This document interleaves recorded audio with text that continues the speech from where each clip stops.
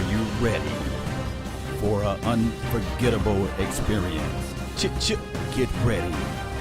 5, 4, 3, 2, 1. Let's get hyped.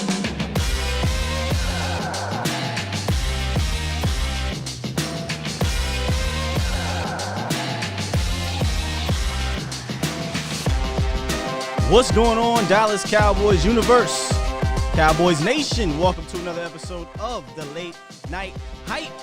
Special guest back in the building. Y'all know we had to bring him back. Jesse Holley, DallasCowboys.com, former Cowboy, hanging with the boys. Are y'all ready? Let's go.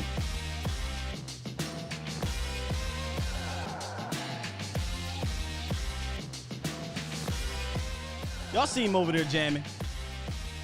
You like that? You like that a little bit, Jesse? You like that? like that. What's going on, Mr. Fourth and Long? How you doing, bro? I'm good. This is how you know I like y'all a lot. Okay, this is how you know I like y'all. Because the NBA Finals are on. I know. Uh-huh. Trust me. This is how I know I like y'all. So I'm like, the NBA Finals is coming on Wednesday. But them my dudes, so let's do it. I appreciate you, bro. Let's do it. We appreciate you. Listen. They I'm Laker fans I'm a too. Laker fan. Both of them Laker Yeah. fans. Me too, but Oh, wow. I didn't know that. Lord Trifecta. have Yes. mercy. Let me say I'm this. Dallas Mavs. Let's rap it, Luca. let me say this. I'm a Lakers fan, Okay. but I've taken a hiatus because I'm not a LeBron fan. Me too. I didn't like the move for LeBron coming to LA. But Mhm. I always tell people I can differentiate. I like LeBron, the man. Mm-hmm. Mhm. I'm not a LeBron fan, the player. On the same page here. There you go. So I'm still watching because basketball is my first love. I love basketball. So Hey, you got a championship. Yeah. So this is y'all my dudes. I appreciate you, bro. We on the same page. I am a diehard Laker fan. I am not a diehard LeBron fan. I respect LeBron's game. I think he's one of the greatest players of all time. When we got him, I was like, cool, we're going to be back in the championship contention, but don't mistake me for a LeBron fan. These are my goats right here. There you go. These are All three of them. Yeah. These are my goats. All three of them. These are my goats You right said here. all trium. Yeah, these are my goats. I took up athletic coaching as a minor in college, and I read Phil Jackson's coaching book, man. He's just a GOAT. He's a GOAT. Yeah. Says, sure, when you show me that whistle. What's going on with the chat, man? Appreciate you guys joining in here, as Jesse said, during the NBA Finals on a Wednesday. But we got some things to talk about. It's been a rocky start to the Cowboys season. I think a lot of us figured it would be some type of slow start, but we don't like to see that 1-2. It's not a good feeling. We are behind Mike McCarthy and the new regime and whatnot. But there's some fans out there that are getting a little flaky right now. But how you feeling so far? I want to just jump right into it because I know that's your guy. That's our guy right now. Yeah. But how you feeling so far about it? I know we're 1-2, but again, I still feel like this is Mike McCarthy different. Yeah, no, I'm still excited about it. I am. And Mike's still my guy. And I have no choice but to stay on this ship right now because I was spearheading this thing. Yeah, you was. You can't get off of it. You was all on Mike McCarthy train. You better ride it till the wheels fall off. But the thing is that there's a little PTSD in this thing. PTSJG. Huh? PTSJG is what we call it. That's it. Yeah. PTJ, all of that. Because most teams that get new coaches, they're given this sort of grace period, right? And that's not happening here. Everything that happens in Cowboys Nation has to be immediate. It has to be right now. And I get it. I know the talent that you have here is outstanding. But I said this on my show yesterday. There still feels like there's a residue of Garrett still left on the culture of this team. And we cannot, as much as we want to make excuses for it, we cannot dismiss the fact that literally 7 weeks ago was the very first time that Mike McCarthy and his staff literally got a chance to put their hands on these players. So it's pretty tough to change a culture over Zoom. It's pretty tough to really see, because you can watch all the film that you want and you can have a thought process in your mind. But then when you get into the mix of things, how do things flow? How do things work? You know, does that player fit there? Does this play call fit there? Like, when you got into training camp, you had to evaluate players, formulate a roster, cut guys, put in a game plan. Oh, and by the way, prepare for the LA Rams. All in 4 weeks. You see what I'm saying? And I don't want to make excuses because that's real. No one wants to hear that. But that's the realness about this. And I know we always have all the names, right? You got Dak and you got Zeke and you got Amari and Lamb and all, you got all these names. But it matters when you have to have some sort of cohesion that goes into this whole game planning thing and how I put a system together and how guys actually gel together. These guys haven't really gelled together. They're still. We already see what happens on defense. I was just about to say the defense ain't has no cohesion. None whatsoever. So to answer your question, I'm still on board. I'm still excited about Freaky Mike. Freaky Mike. I wish I could beat my chest and say we 3-0. Yeah, but I can't. But I'm holding hope. I'm holding hope. Well, here's the thing, Jesse. We started 3-0 last year, and we saw what happened. It was a false kind of confidence, right? I said this after week 1. I'd almost rather this team go through adversity early on under this new regime so they can figure out what they need to fix, and then hopefully later in the year we have momentum. We fix it, we have momentum. Because a lot of times we saw it with the Ravens. You get a team that gets off to a ridiculous start, and they haven't faced adversity at all. And then they get in the playoffs, and what happened when they faced adversity? They didn't know how to adjust and got their asses whooped. So let's just hope that at this point right now, this is just the early season yips, and they're just trying to get things together. New coaching staff. You can't, like you said, you can't change the culture over Zoom. I love that. I love that because it's so true, and we still have a lot of people left over from the Jason Garrett era. Let's just be real. And a lot of the guys that we have that we're depending on, that we're looking at, they were immersed. They were saturated. They were seasoned for years by Jason Garrett. Yeah. That don't just wash off in 7 weeks. That don't wash off over 40 Zoom calls. You know what I'm saying? So there still has to be, like, that's why I said there's still some residue. There's still some residue. You know, a lot of guys the coaches had here, they didn't get to really clear those guys out. And it, like, I don't know. There's you don't get a grace period when you're a Cowboy. The land doesn't give you, the world doesn't give you a grace period when you're the Dallas Cowboys. They expect, because you're so famous and you're so well known and you have the name and you have the fandom and the stardom and all that kind of stuff, people don't give you grace, right? They don't give you that grace to where, you know what, they are learning, they are still going. No, it's see, they're frauds, they're front runners, they don't they're the worst organization in the world, and Jerry doesn't know how to do this. You know, they don't give you any of that. And it's like if the Patriots started out slow with Cam Newton, right? It would always be like, give them a chance. You know, give them a chance. Give them first 4 games. Right. And a part of that is people will give grace to those who have more recent prior success. See, the Cowboys aren't given that grace that they will actually be able to turn things around, because recently we haven't shown that we were able to turn things around. So and that's the residue that's still left over. People look at this team and go, well, they're going downhill. And because the last 10 years or however many years you want to use, for the most part, we've always said, oh, when this team begin to go down, they go down. And so no one wants to give that grace of, well, maybe they can turn it around. Maybe they can pick it up. Maybe they can, get this thing going in the right direction. Well, let me ask you this, though, Jesse. You right-handed or left-handed? I'm right-handed. You're right-handed. So when you're on the court and somebody pressing you, people tend to fall back and play favor to their right hand if you're right-handed, right?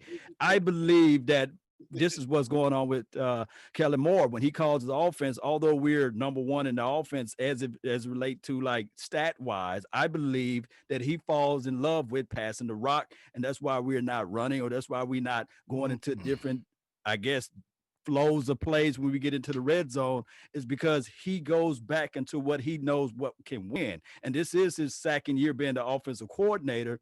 And Mike McCarthy is looking at it like, hey, you was the number one offense last year. I'm going to give you a chance. I'm not going to call any other plays and make my imprint yet, because I want to see what you can do when the pressure's on you. Do you feel that that's going on with Kellen Moore right now? No, I think Kellen's a little bit handcuffed because we can't run the football. Oh, okay. There you go. Like that offensive line that's not a good offensive line that we have right now. Okay. So it makes it difficult. But also, and I don't want to jump into the analytics bag, because I'm not that guy. I'm not smart enough to be that guy. But when you look at what this team is, and take nothing away from what Zeke is, like you have better options passing the ball. And that's not a bad thing. Like passing the ball on first down is not a bad thing. Passing the ball on second down is not a bad thing. Where it becomes bad is when they don't become completions. That's the thing, is that they got to become completions. But for Kellen Moore, play calling is rhythmic. You talk about basketball, right? When a player gets into that good groove, that basket gets real big. And I think this year they haven't been able to get into a groove. I'll give you a stat that I saw earlier today, and the Cowboys have 37 drives this year. 28 of their 37 drives I gotta pull a stat up, but 28 of their 37 drives are at their 25 yard.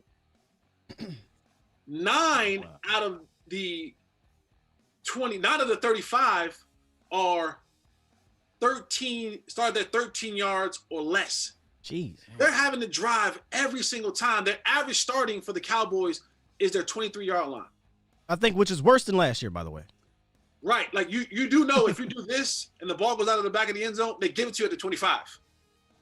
So either they're below average on a touchback. Is that Tony Pollard? Well, if you just let the ball go out the back of the end zone or down, you get it at the 25.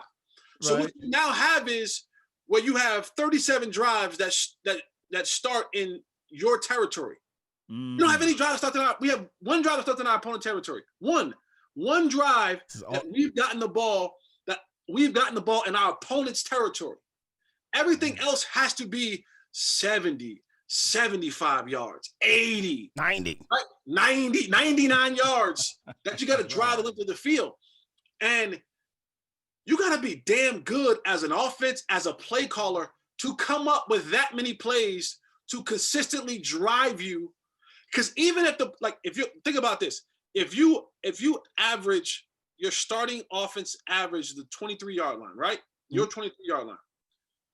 If you get one first down, you're at the 33-yard line. Even if you punt, the average punt is 40 yards. Yeah. They get the ball on their 40.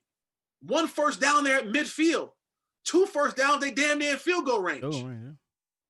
Man, you see what I'm saying? So it's like you're not even flipping the field. Wow. You're not even giving them a chance to flip the field so that they got to now drive 80, 90 yards. They get the ball when they 25, 30 yards away from being in field goal range.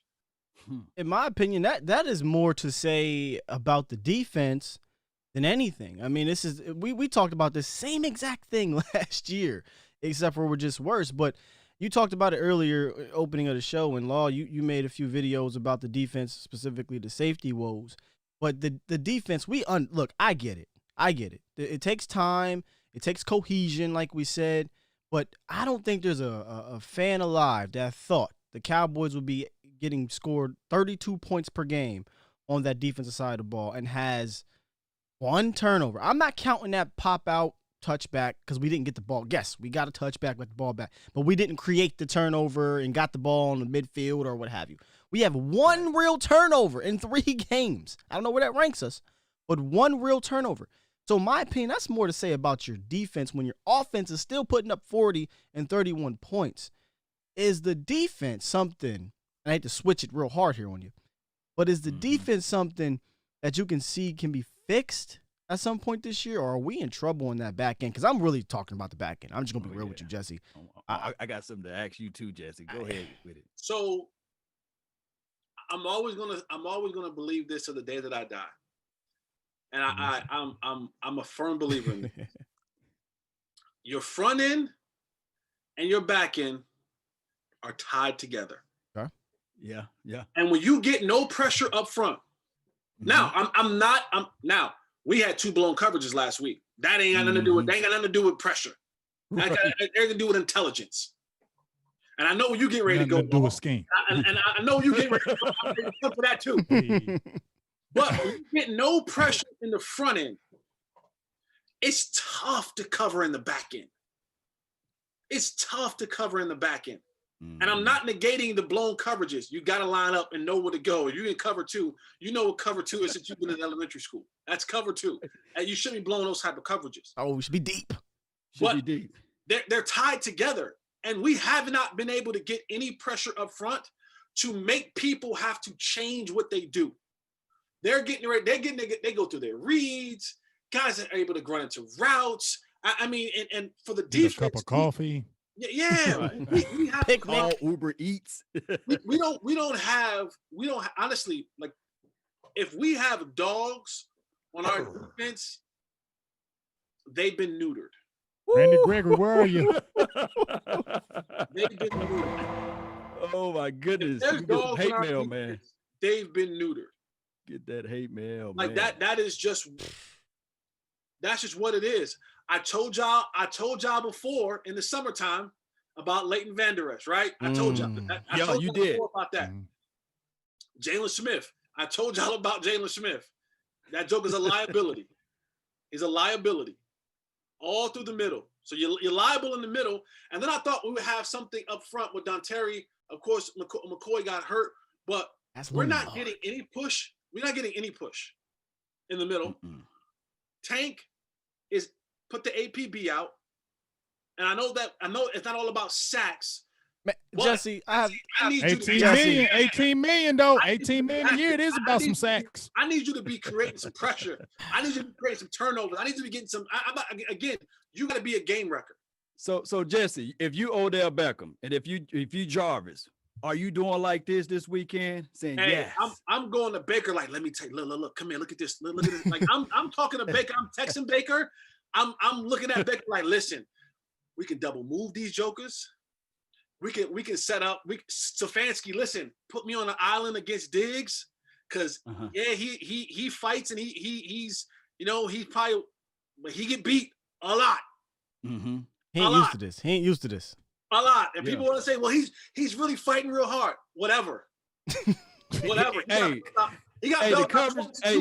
Hey, Jesse, the coverage will show over the top help, but damn, by the time the receiver get to the top of the route, the over the coverage top help is not even there. So he's aggressive, but it just goes away. How is that possible? Well, if I'm Jarvis Landry, if I'm Njoku, if I'm them jokers, I'm like, hey, Baker, listen, man.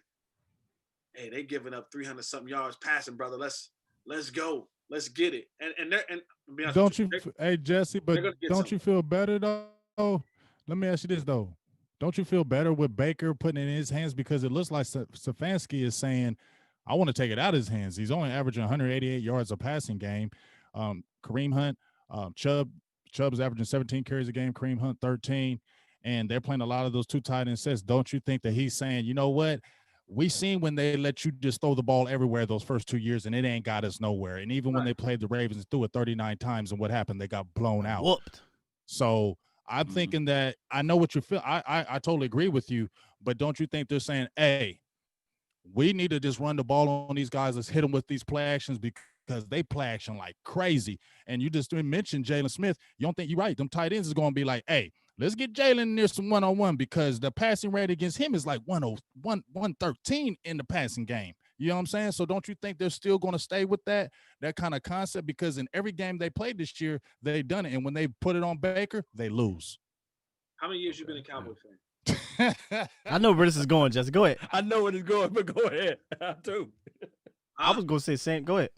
Go ahead. All my life, 40 some years. All right, so Baker's 187 yards a game, right? I already know. He's gonna come to Dallas and throw for 400. Yeah, I know. I know. I'm trying to be positive, dogs. I know, but you've Oh. been a fan long enough. I know. Guys, all of a sudden, They have record games. They have record games. They come here, and all of a sudden, he's the most accurate passer, and you know what I'm saying. And it always happens that way. And you're like, oh man, they're not gonna pass the ball. He's only throwing the ball for 187 yards. Watch. And Baker Mayfield throws for 505 teams. I will say this about the Baker Mayfield thing. You absolutely want Baker Mayfield to beat you. However, yes, we saw Jeff Driscoll look good. We saw Mitchell Trubisky look good. So how much confidence do you really have? But unfortunately, going to this game, you can't sit here and say, you know what, we're going to play back, because there's two monsters in that backfield by the name of Nick Chubb and Kareem Hunt, who are really the engines of that offense right now. And that's kind of going towards the Browns. I promise you we'll get there, but I kind of want to put a bow on the Seahawks if I can. I want to put a bow on the Seahawks game real quick. Okay. Because as a receiver, Jesse, and we listen, I'm not giving these dang safeties a pass. I'm going to bring this back. As a receiver, and you said, I know they have blown coverages, dog. They ain't just have blown coverages. These receivers had nobody around them, right? And it makes you wonder, well, why don't you go out and get a certain player? Well, why did you cut a Ha-Ha Clinton-Dix? What is the plan here?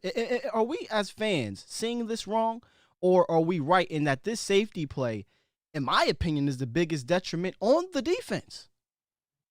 I know, Jesse, you believe the front seven, and I agree with you. Right. But unfortunately, the front seven is not playing up to that level. But you need your safeties to not blow the coverages that many times in 2 games. I got you. Now I'm going to answer your question, but I'm going to ask you a question. Okay. Did you watch the Chiefs-Ravens game? Yes. Did you watch the Green Bay Saints game? No, I didn't watch the whole game, but I had to go back and watch it because I have other things I do. But yes, I watched most of what I need to watch. Did you see something that was familiar in both of those games? Issues in the back end. Okay.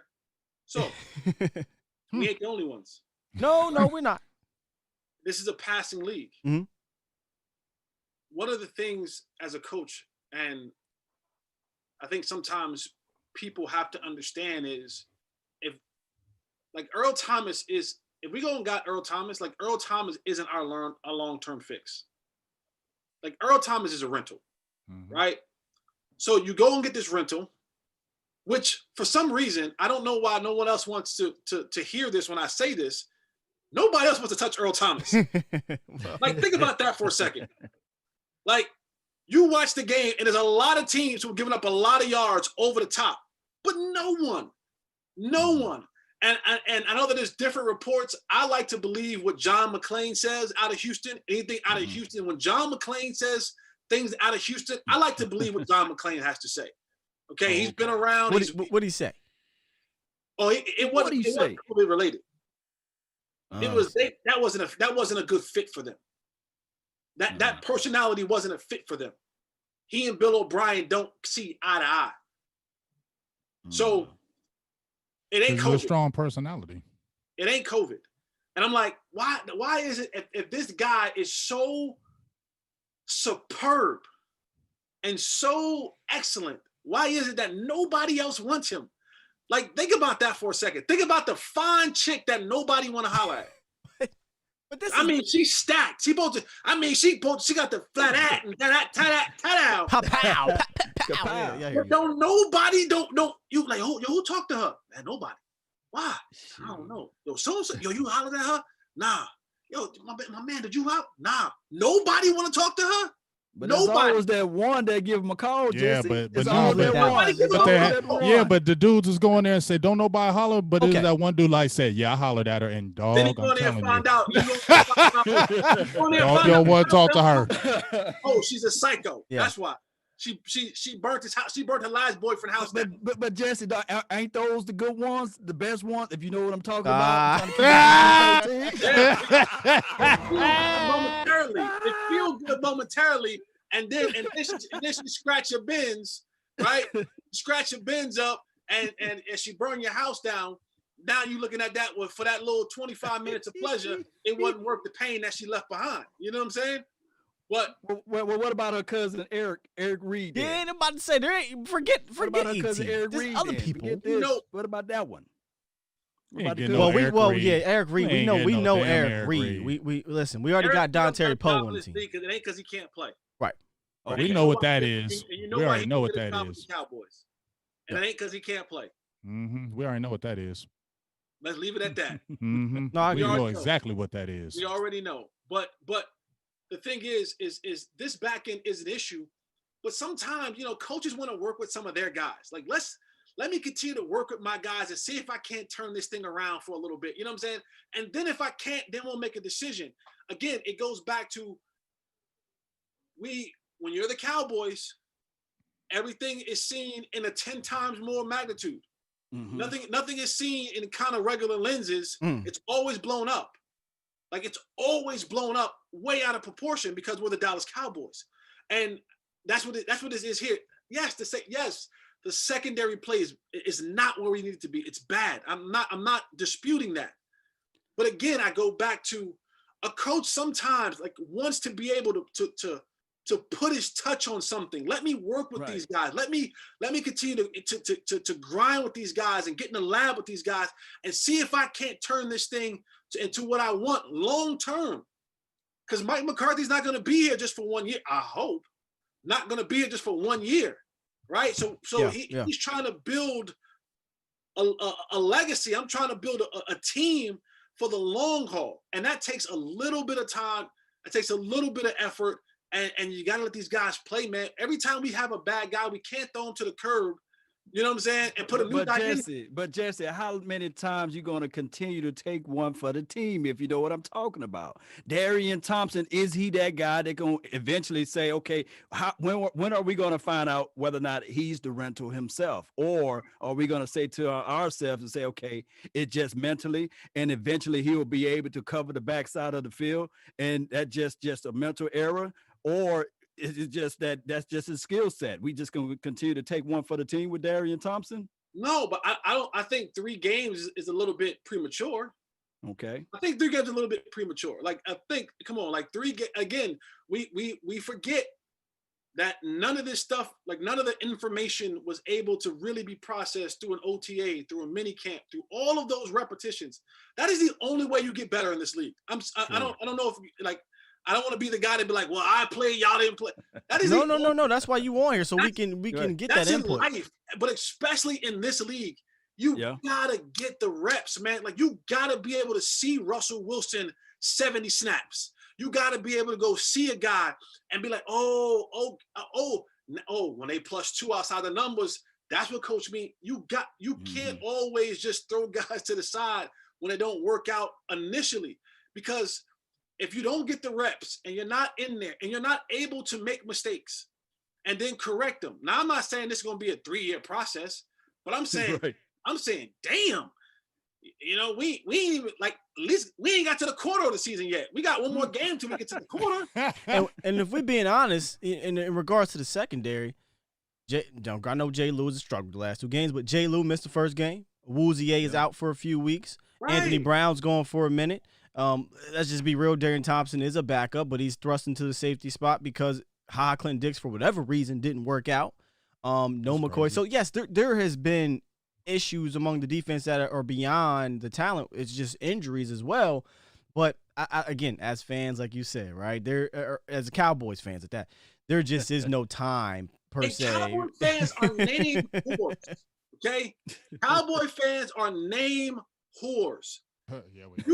Hey, I'm guilty sometimes with that. They want all pros and Hall of Famers at every position. That is not a realistic thing, man. And on the backup positions too. everywhere. Like you, who's available? Go get him. Go get him. You want everybody. We can't get everybody. When look across the league. Eric Barrett, go get him. But hold on. So for safety though, I feel Cowboys Nation because Jesse, it's been since 2003 since we've had consistent safety play. So every time a name comes out there at safety, I get it because we can't, for whatever reason, won't draft one. Right. We won't sign one long term. And we just keep going with these, regular guys, which salute to those guys, but they're not the future. They're not the staple of that position. So I get it at safety, but you're right. We do. It's like Laker fans. Let's just be real. Yeah. Anytime there's a free agent, we like, we can get Giannis. We can get KD. We can get, yeah. Yeah. And you know what? There are some teams, if we're being honest, there are some teams that just prioritize things differently. Some teams is like, and the Cowboys are one that's like, you know what? I don't need safety. It ain't really that important to us. We understand. You know what I'm saying? Like, right. You're right. You know what I'm saying? You take a chance and you say, we're going to give this guy $18, $19 million. We hope that he can get to the quarterback. And, that because honestly, like, I do believe this about the Cowboys. Safety don't really sell jerseys, guys. Sorry. I mean, it don't. You're right. It don't. And we know Jerry is all, we know he like that. We know he like that. Something. I want him to be able to sell tickets. He paid a specific running back a lot of money, and I think a lot of that had to do with he lets Jerry eat. Zeke. You know what I mean? He's great running back, probably the best all around. But I mean, I'm just saying. I just think the Cowboys they and you can go across the board and look at. I mean, look at the Packers. Aaron Jones. They don't prioritize a lot of different things. Wide receiver, they don't prioritize them. Wide receivers. They still for a long time they didn't prioritize defense. They got better with it for a while. I mean, they gave one of the greatest quarterbacks in our time, Ty Montgomery, as his running back. Right. Let that process that for a second. Mm-hmm. Ty Montgomery for like a legit was like, we're gonna line up number 88 in the backfield, and this is gonna be who you play action pass and do all that kind of stuff too, and 38 leads and counters and all that. Like, wait, what? Yeah. This is the same guy you're saying. We got one of the best quarterbacks in the world, and the draft. Instead of us going to get a CD Lamb or Jerry Jeudy or Jefferson. Jefferson, yeah. We're gonna go get another quarterback. Wait, what? Yeah. Wait, huh? Rogers had to take a drink after that happened. Like, you wait. He took two. We're probably another offensive piece away from really being a really contender, and so certain teams just don't prioritize certain things, and again, that doesn't get talked about.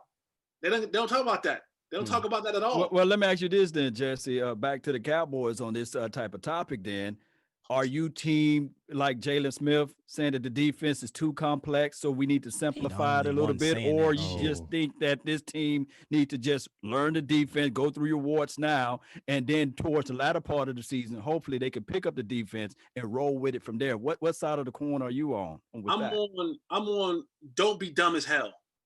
I'm on that side. I'm on. You got one job, okay? I'm on. You get paid a ton of money to damage study. I'm on the side of what else you got to do. Decide to watch film and get in your playbook. That's it. I don't want to hear it's complicated from a. He always got an excuse though. Real talk. I'm good on that. Like I'm good on that. I'm so good. I'm so good. When folks tell me now, if you're a rookie, cool. I'm gonna cut you some slack. I get it. I've been there. Things come at you fast. Things are a little bit more different than maybe you were used to. When you've been here for 5 years in this league, your keys are your keys. Yeah. That don't change. So when you tell me, it's a little bit too complicated, that tells me one or two things. And I don't like to attack people's intelligence. Give it to us, man. Give it to us. Tell me one or two things.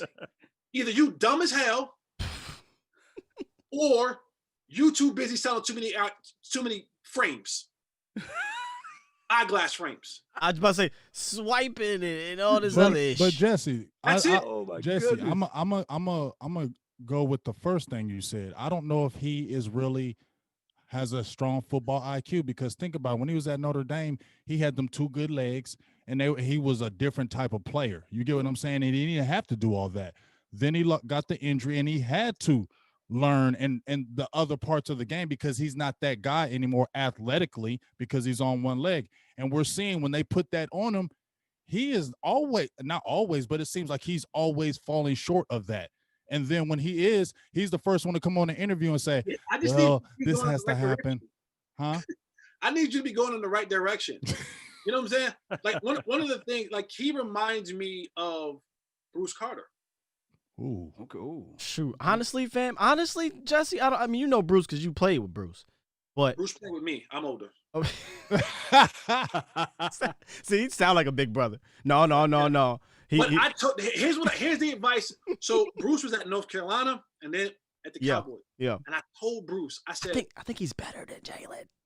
I said, whatever you do, don't leave Sean Lee's side. If Sean Lee farts, better smell it. You should be able to tell me if he had tuna, roast beef, or lasagna.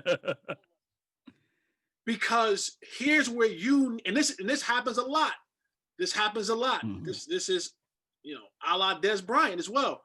When guys are supremely gifted, they don't say it. Speak it. And they have Liam Nielsen, a particular set of skills. They tend to rely on those particular set of skills and athleticism over the knowledge of the game.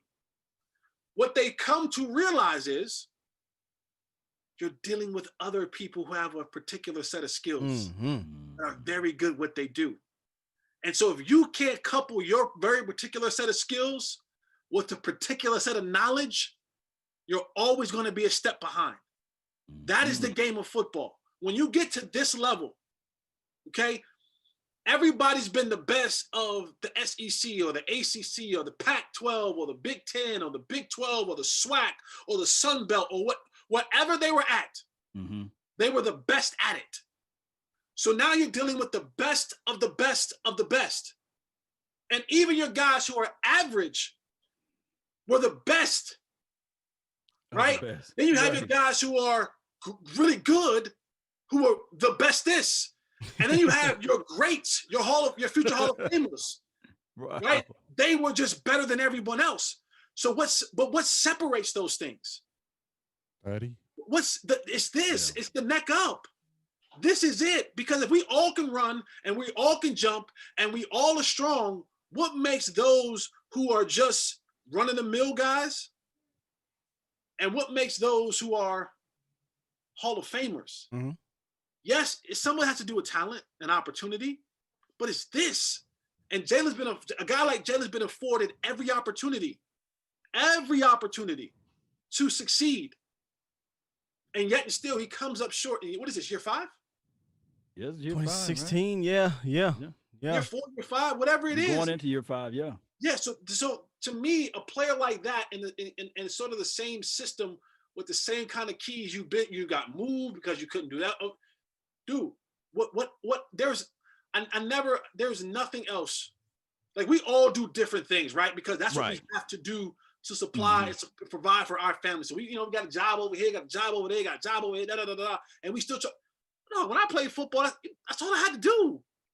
I was disappointed when Jaylon came out and said that, and then I think Alden was annoyed because they asked him the question about it. He was like, "Man, this ain't difficult. This isn't some crazy scheme where it's hard." You know why? Oh yeah, I don't know why. Go ahead. Yeah. Alden was in a goddamn warehouse packing boxes. Preach. Okay. When I was working security in Durham, North Carolina, I was out of the league. And they said, hey, when you come back in, here's what you got to do. You got to run down there and run to those big 300-pound dudes in that wedge. Point them out. Because that's difficult.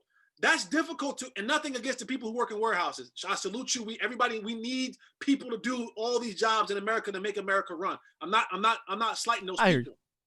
But for Alden Smith is saying, I got another opportunity to play football instead of packing boxes.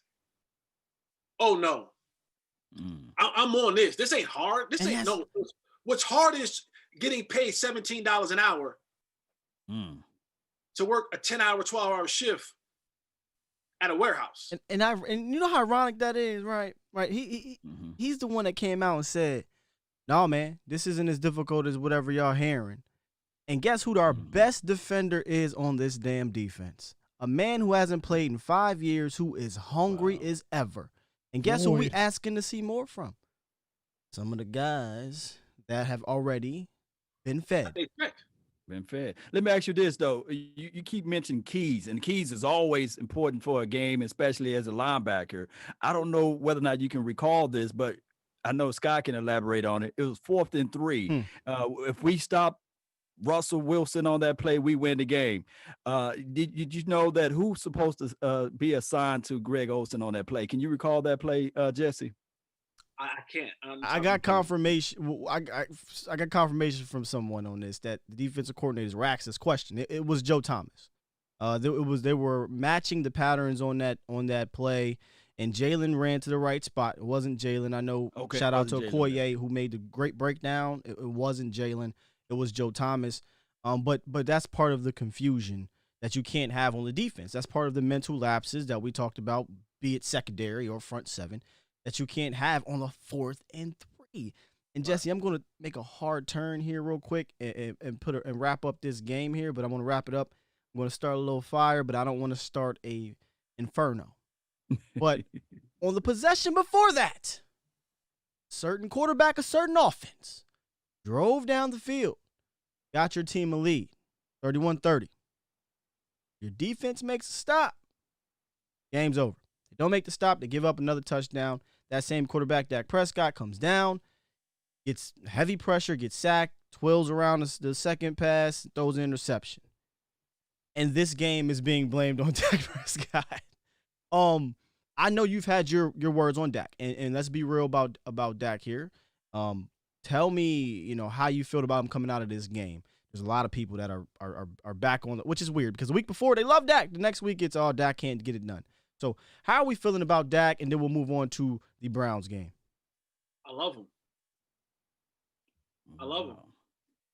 Yeah, give context to this whole situation because I know that's where you're going. Here's the thing: is you put so much on his plate that he has to be perfect. Think about perfect. Can't have a blemish. Can't have a blemish. And that's a tough road to toe. Now he made some mistakes, and that happens.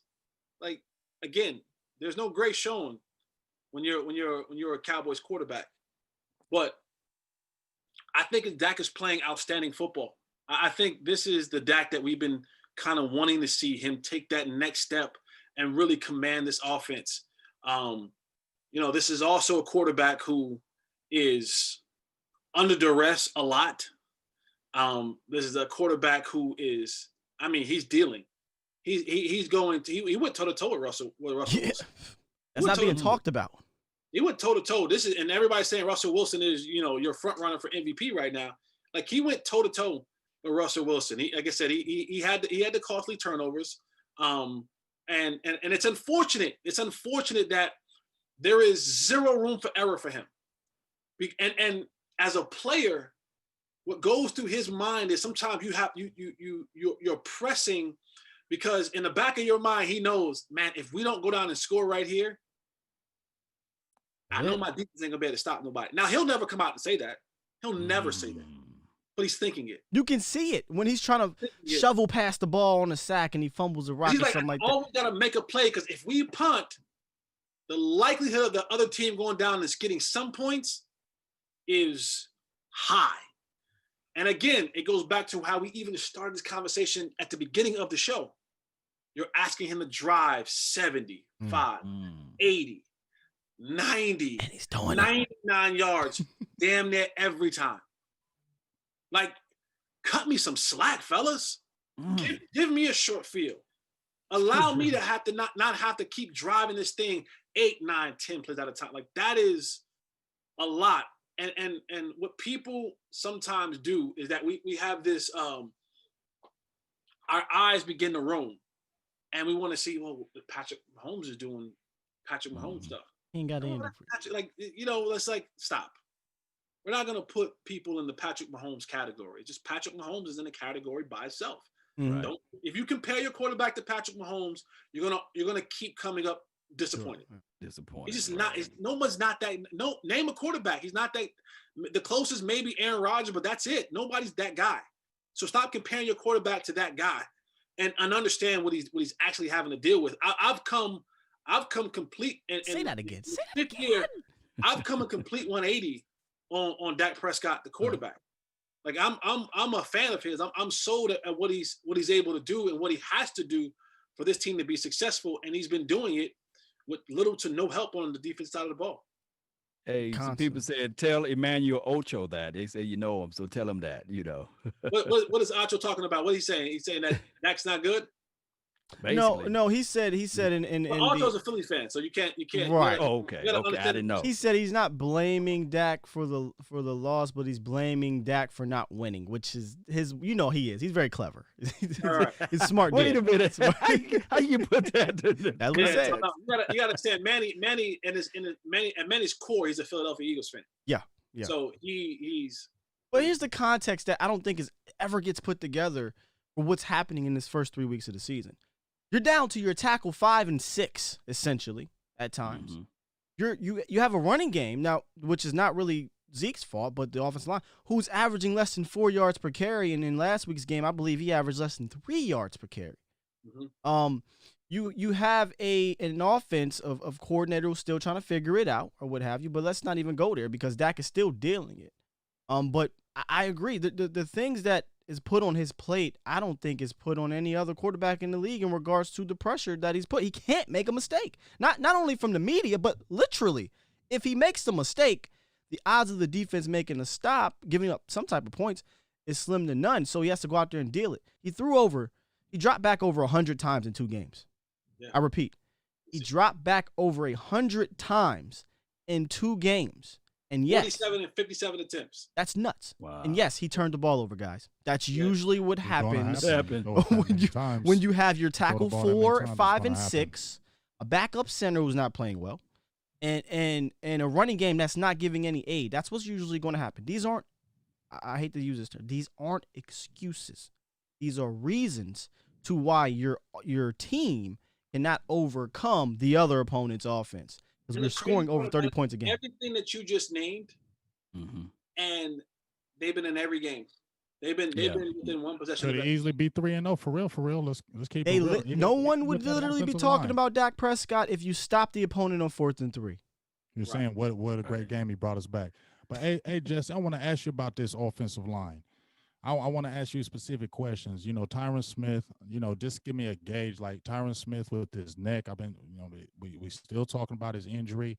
La'el Collins, they won't say anything about, what's going on. Is he going to be out for the whole season? Like Sky brought up Joe Looney. I want to see Biadasz. We can't even see Connor McGovern sniff the field at all. Terrence still keeps getting these sponsors for I don't know. And I just want to say, Brandon Knight, I ain't say he was sweet, Jesse, but I said he was serviceable. Yeah. I'm saying, James, I'm talking about. I'm surprised, James. I was late. James. I got in his inbox. I gotta give you credit. I got in his inbox because you should have came at him at the beginning of this show about that. I let it. You let it fester a little bit. I let it marinate. Just a little bit. I just let it marinate. I ignored it though, but he came. I know he did. I went there inbox. Hey, asked me. I said, yeah, he know though. I read it. I was like, I'm not answering this. But one, we've been spoiled. Yeah. We've been spoiled. We have been a spoiled bunch. We have been a spoiled bunch. Not too many teams in NFL history gets a chance to have 3, 4 all Pro Bowlers and 3 All Pros in the offensive line. Constantly.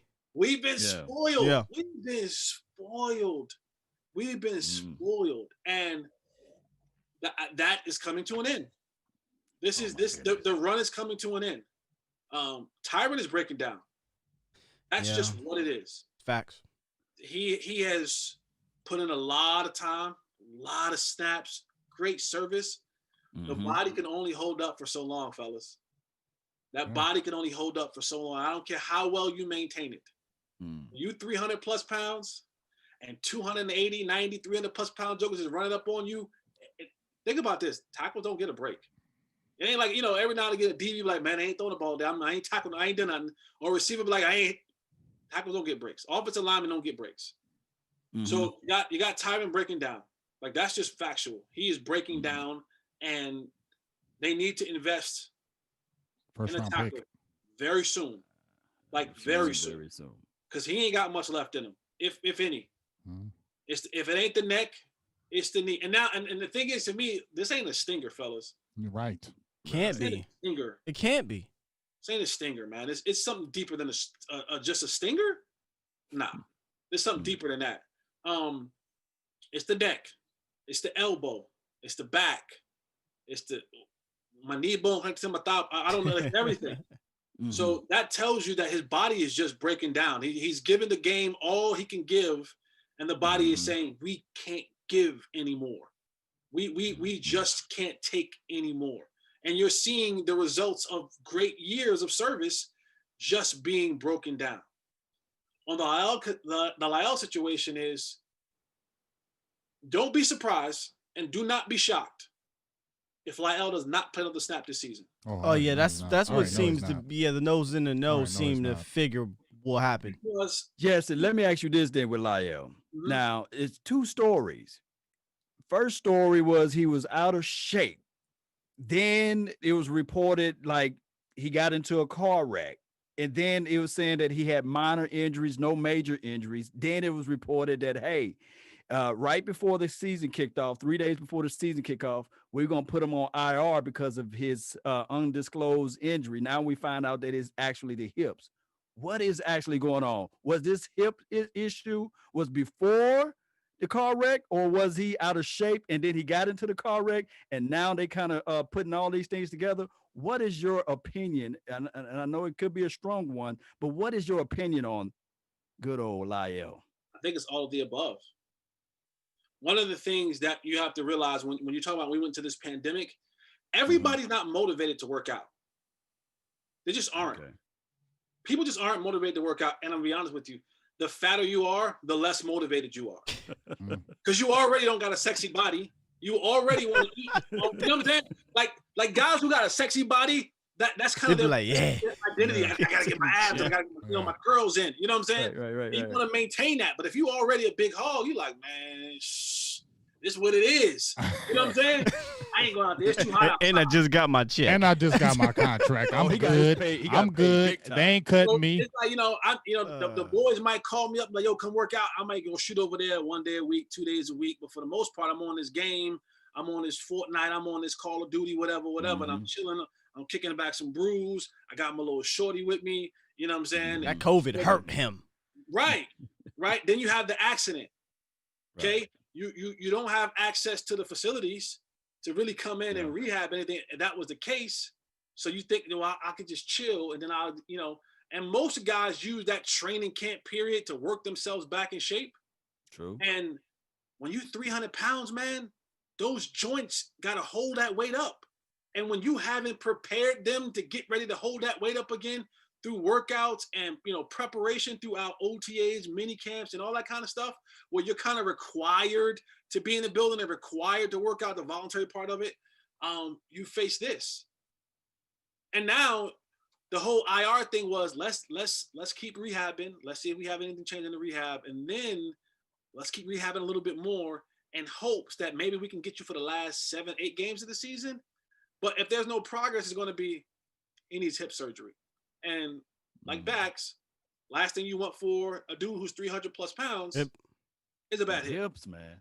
But if you do it, let's not be like the Cowboys. They always do and wait till the end of the daggone year and say, oh, let's go ahead and do the surgery. If you see it and they do it, then go ahead and do it and let's go ahead and move on, because why keep on delaying like other players they do? They wait and then they take forever to rehab and then they come into camp late because they took too long for the surgery. Why? If y'all already feel like you're thinking that, just get it done. Because as players, you kind of think like, man, you know what? I just need a couple more weeks. You know what I'm saying? As a player, you're still, trying. Yeah, I get it. I'm still trying to, because I want to. Does Lyle want to be out there with his guys? I'm sure he does. I'm Right. sure he does. Like, I'm sure he's like, man, I want to be out there with my guys. I want to play football. But, it's always, well, if you really wanted to play football, Why'd you do this?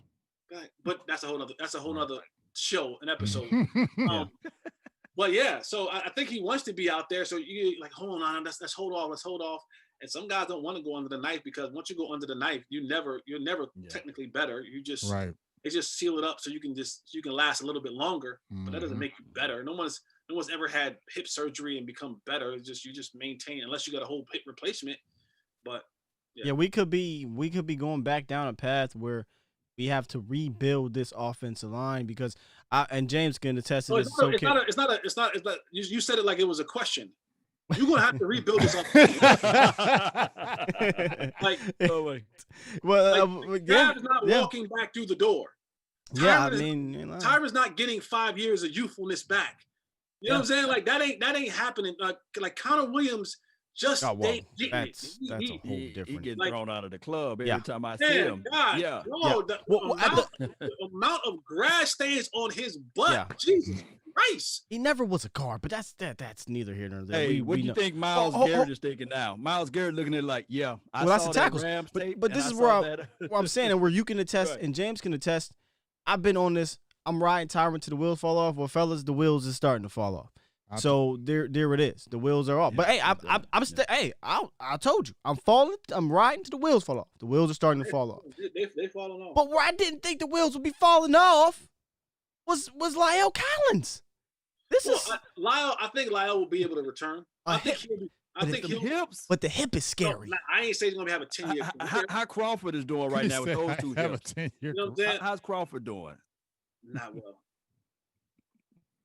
But he got lighter too, though, Jesse. I think he built his body like he was a defensive end because he doesn't look like stout like he was. I mean, when you see him now, he just getting pushed around. Like before, he used to hold that middle when he played that 3-tech. Now, when I was watching him, they be pushing him on his back, two people sitting on top of him, laying on him. I'm like, damn, Crawford, what happened, big dog? You getting laid on. Like, you ain't getting pushed, they laying on you. Never that dude. He should have been playing there anyway. He should have been outside where he should have been. On the team. He's an average DM making $9 million a year. All right, look, That's crazy. We got people way here with this Dak stuff. We got the Browns this week, Jesse. And when you hear Browns, like historically, you think, these dudes ain't not. But technically, the Browns are 2-1, the best start since I think like 2000. I don't know, y'all, 6 or something. It's been a minute. It's been a minute since they started off 2-1, which is wild. It's only 2-1. But I've been saying this since the end of the game in Seattle. The Browns have the personnel to give Dallas trouble.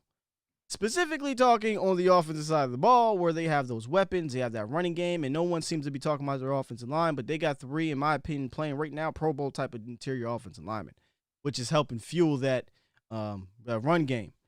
I'm worried, Jesse. As you should be. I'm worried. I mean, not in the sense that I don't think we can't win. I'm just saying, like, this one's going to be another game where Dallas Cowboys fans get ready to get some gray hairs.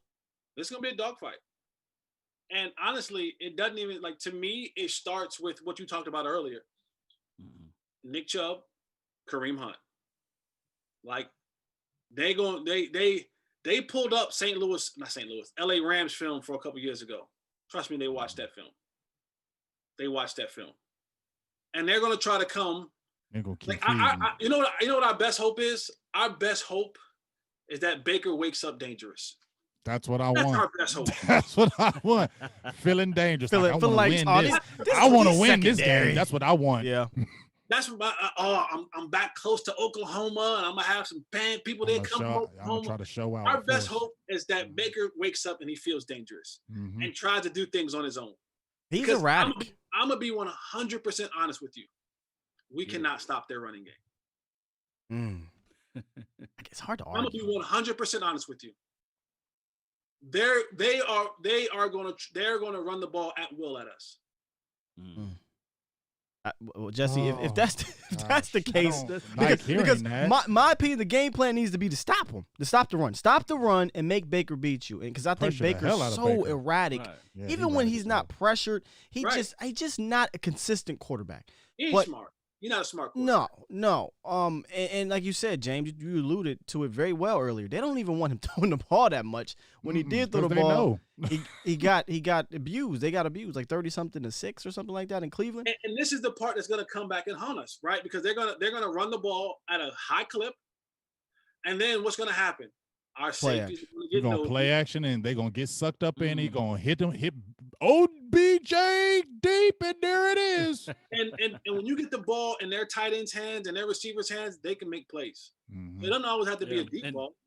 They can catch it intermediate and make you miss. That damn Jarvis Landry, that's what I'm worried about. And they better not put Brandon Carr on Odell Beckham. I don't want to see it. I just don't want to see it. but so what? And then on top of that, Odell they do allow him to push off too, because I've seen him push off and they don't. Oh, let's not talk about the refs, because I'm telling you, Jarvis Landry more than Odell. I know Odell, but Jarvis Landry, he's that guy, because you know how we had the Tyler Lockett. He's that guy that makes them critical catches. He's a possession receiver. He makes those critical catches, and to me, he make the back breaking. Like when we need a third down and get out, he's the back breaking guy. That's the guy. Like, God damn it, nobody's good. It's him. That guy. That's that. You're absolutely right. That is it right there. Like, he's the guy. You like, all right, come on, fellas. Let's go. 3rd and 9. We get this stop. We win it. Jarvis Landry for the game. Jarvis Landry for the game. That was literally me on 4th and 3. I'm like, we make this stop. We win the game. Greg Olsen, first down. Greg Olsen, the guy who's been around for 47 years. Yeah. Really? Yeah. And all he did was just sit there?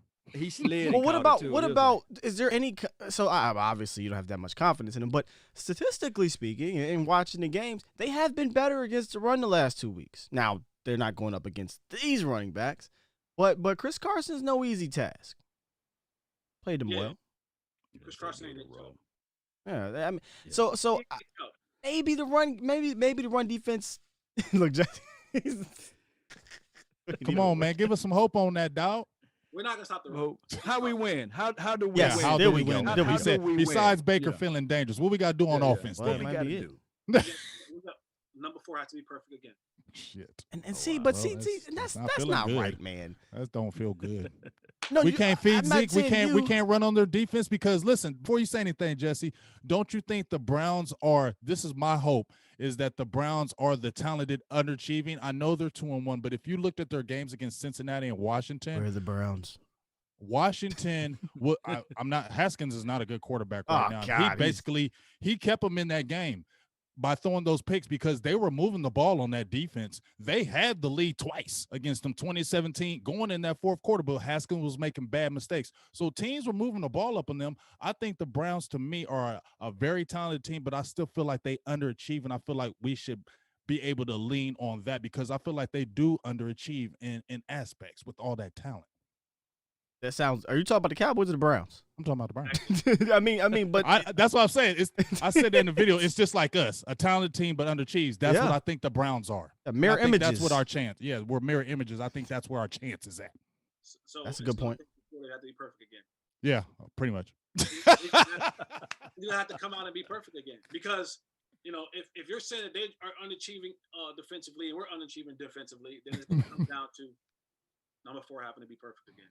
Number 4. You don't think Zeke can get his yards? I like what they have up front. I do. I like what the Browns have up front. They got some pressure up front. They got some dogs up front. And Myles Garrett. Here you go. He's coming. Adrian Claiborne. Remember him? Oh my God. Oh, he's out there. Hey, look. Adrian Claiborne look. He might be playing against a backup again. Last time he played the Dallas Cowboys against a backup I seen Claiborne, I said, oh, gosh. With Dak Prescott. They're going to move Myles Garrett up and down that line. Oh, hell yeah. They're going to find the matchups. Mm-hmm. They're going to find the matchup, and they're going to let him use his strength and his quickness.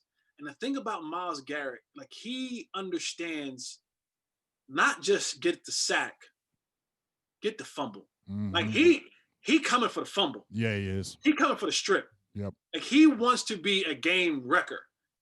And Sheldon Richardson has found new life. Yep. Oh, Sheldon got 2 sacks. I wanted him. In Cleveland. So the way we win this football game, we're not going to be able to stop them. Let's be honest. Like, we're not going to be able to stop them from running the ball. We're not. I'm willing to bet money that they'll rush for over 150 yards. Come Like with those two backs. That's defeating. That's demoralizing. Well, I'll tell you something right now. If they rush for $150, it's gonna be real. It's gonna be a blowout. I wouldn't go there. I still think I think Dallas will score. Here's a thing I want you to kind of chew on a little bit, Jesse. It seems sometimes the Cowboys are extremely inconsistent when we cross that 30, and cross that 40, and I had tweeted, why not use Dak's legs more? And I don't necessarily mean have him run like Lamar Jackson, but move the pocket. You got a inefficient offensive line right now. Let's just be real. Why not move the pocket a little bit more? Because that puts pressure on the defense to say, okay, if I commit to him moving, I'm leaving some space behind me. If I don't commit to him moving, Dak can rattle off a 20, 30-yarder. So one of my solutions when we cross the 40 for this inconsistency is to use Dak more as a mobile quarterback. I hate the fact that he came out of Mississippi State as one of the best rushing quarterbacks we've ever seen. Now, not like in the Mike Vick way, but statistically, the dude had a ridiculous amount of touchdowns, big runs, a lot of yards. And then by year 2 or 3, it's like he's not running anymore. You got to use his strength. So why not use him when you cross the 50, when you get close to that red zone, use his legs a little bit more, and maybe you score a touchdown instead of a field goal against the Seahawks? Yeah, I don't know why they don't use and move the pocket with him much more.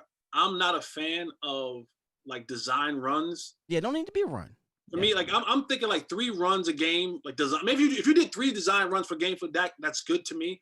More than that, I get into that category where big guy doesn't always slide. You saw what happened to his shoulder last year. Yeah. It's just I don't know. I just don't like that. But I agree with you that they need to get him on the edge, move the pocket, and to do things like that just to give teams different looks. Yeah. And it helps your offensive linemen out. It gives them an opportunity to get on some blocks. You can chip some guys in the end. I hope that they subscribe to that soon. I do. I really do. But prior to Mike McCarthy getting here and Kellen Moore, Jason wasn't that guy. Like he wasn't the guy that was going to go back and say, well, what did you do at Mississippi State that will work here? It was more so, fit into my system, not my system fit to you. After year 1, that's exactly what happened. Yeah. We do what we do best, right? Yep.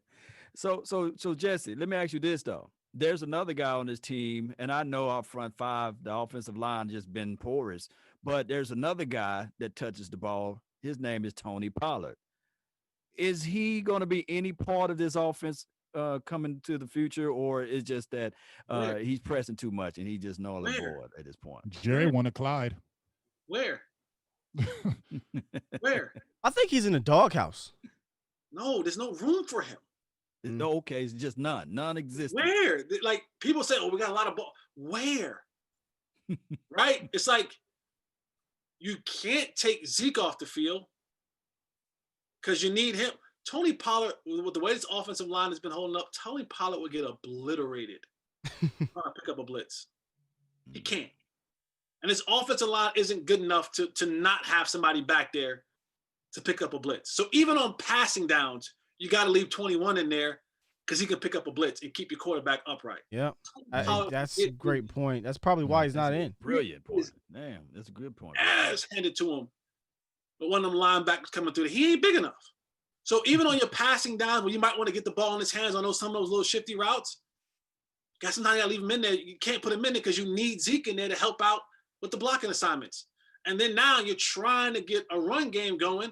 I'm trying to get 21 going. Well, 21 will never be able to get going if you got to go sub in and out with this guy. And then you get into these games where now you look up and you say, oh, we're down, or we turn the ball over, or we, So now we got to pick the pace up. And now I'm in 3 wide receivers. I'm in 4 wide receiver sets. This is why Tony Pollard returns kicks. They're just trying to get him the ball any way possible to kind of keep him in some rhythm because there's nowhere for him to play. But see, it's a tough deal because you have a back in Zeke who's literally an every down back. Yeah, but see, Zeke got some making up to do. My man dropped 3 balls last week, and it seemed like that, right? And I said it since last year. He's not, as much as everyone wants to say he could be a receiving back. He's really not a natural receiving back. He fights. They paying Zeke $15 million. What you call him? He ain't coming off the field. Oh, okay. Oh, the money keeping him on there. He might be right, and that goes a whole different I'm story. gonna pay him $15 million and say, hey, no, you come here. Yeah, Tony, you go ahead in there. You And that's a problem. See, that's a problem, man. That's a I problem. know that big money, so That's a problem. So do you reverse this thing, Jesse, and just go back with 12 personnel looks, or you just try to still roll out the 11 and 10 personnel that we've been running? With the number 17 pick, you selected a wide receiver. You gonna put him on the sideline now? This is the dilemma that they face. Well, we got napkins as the protection for Dak Prescott, right? So I don't think that 17 is doing a hell of a job of blocking, right? Hey, 4. You want $40 million? Make it work. Come on. That's what Jerry ended up telling them to do. Hey, let me ask you this though too. Make it work. But guess what? We see what Deshaun Watson, what he's doing down there in Texans. He's 0-3 right now. He don't have a primary wide receiver. So he getting killed too. He getting killed, my brother. He getting killed on that offensive line. So he looked like Dak Prescott in 2018 Dak Prescott, right? With no primary wide receiver. So they need to look at this thing and say, okay, real quick, we need Jesse, weapons. As a guy who fought to get on the roster and just your story alone, I mean, if you don't know, I mean, dude, guys, just go look it up. How happy are you for a guy like Cedric Wilson last week, who we had said on the show, man? Good, and honestly, fam, there. I couldn't be more ecstatic for Ced because the injuries and things like that. He was a sixth round pick. Just couldn't get anything going, and then he has a career day, man. Like how awesome is that to see as a guy who fought to get on this roster, man? That's amazing, man. And the feeling that he feels, you can't even describe. And I was so happy for him because I know what that's like when you just battle and you get that moment. You like, see, I really can do this if y'all give me a chance. You know what I'm saying? But he's another one who's in a tough spot. He's in a tough spot because every time it's either he gets injured or it's where do we play him? How do we get him some reps? And that's another, like, unless you go to full wide receivers or somebody gets hurt, how do you get him on the field? Because Michael Gallup is balling. Mm-hmm. Amari's one of the best route runners in the league. And you spent the 17th pick on CeeDee Lamb, who is doing a hell of a job. So now, maybe you feel some kind of way about Dalton Schultz maybe not being the best route runner because he's not. And he dropped balls. And maybe you add him in there, but but that's it. It's just a lot of time for these guys. The way that this roster is constructed, and that's how Cowboys have been for a long time, they've been so top heavy. There you go. I knew that was coming. Yep. They've been so top heavy that the younger guys and the other guys don't get a chance to really develop or get playing time because, like I said, oh my God. But like even like Tony Pollard, do I think Tony Pollard could be an asset to this team? I do. But they're paying that guy $15 million in front of him. Mm-hmm. Like, how do you justify, how do you go into a meeting and go, wait, so Tony Pollard got 20 carries and Zeke got 20 carries? Well, no. Or why wasn't he going to fill in this play right here? We giving him $15 million.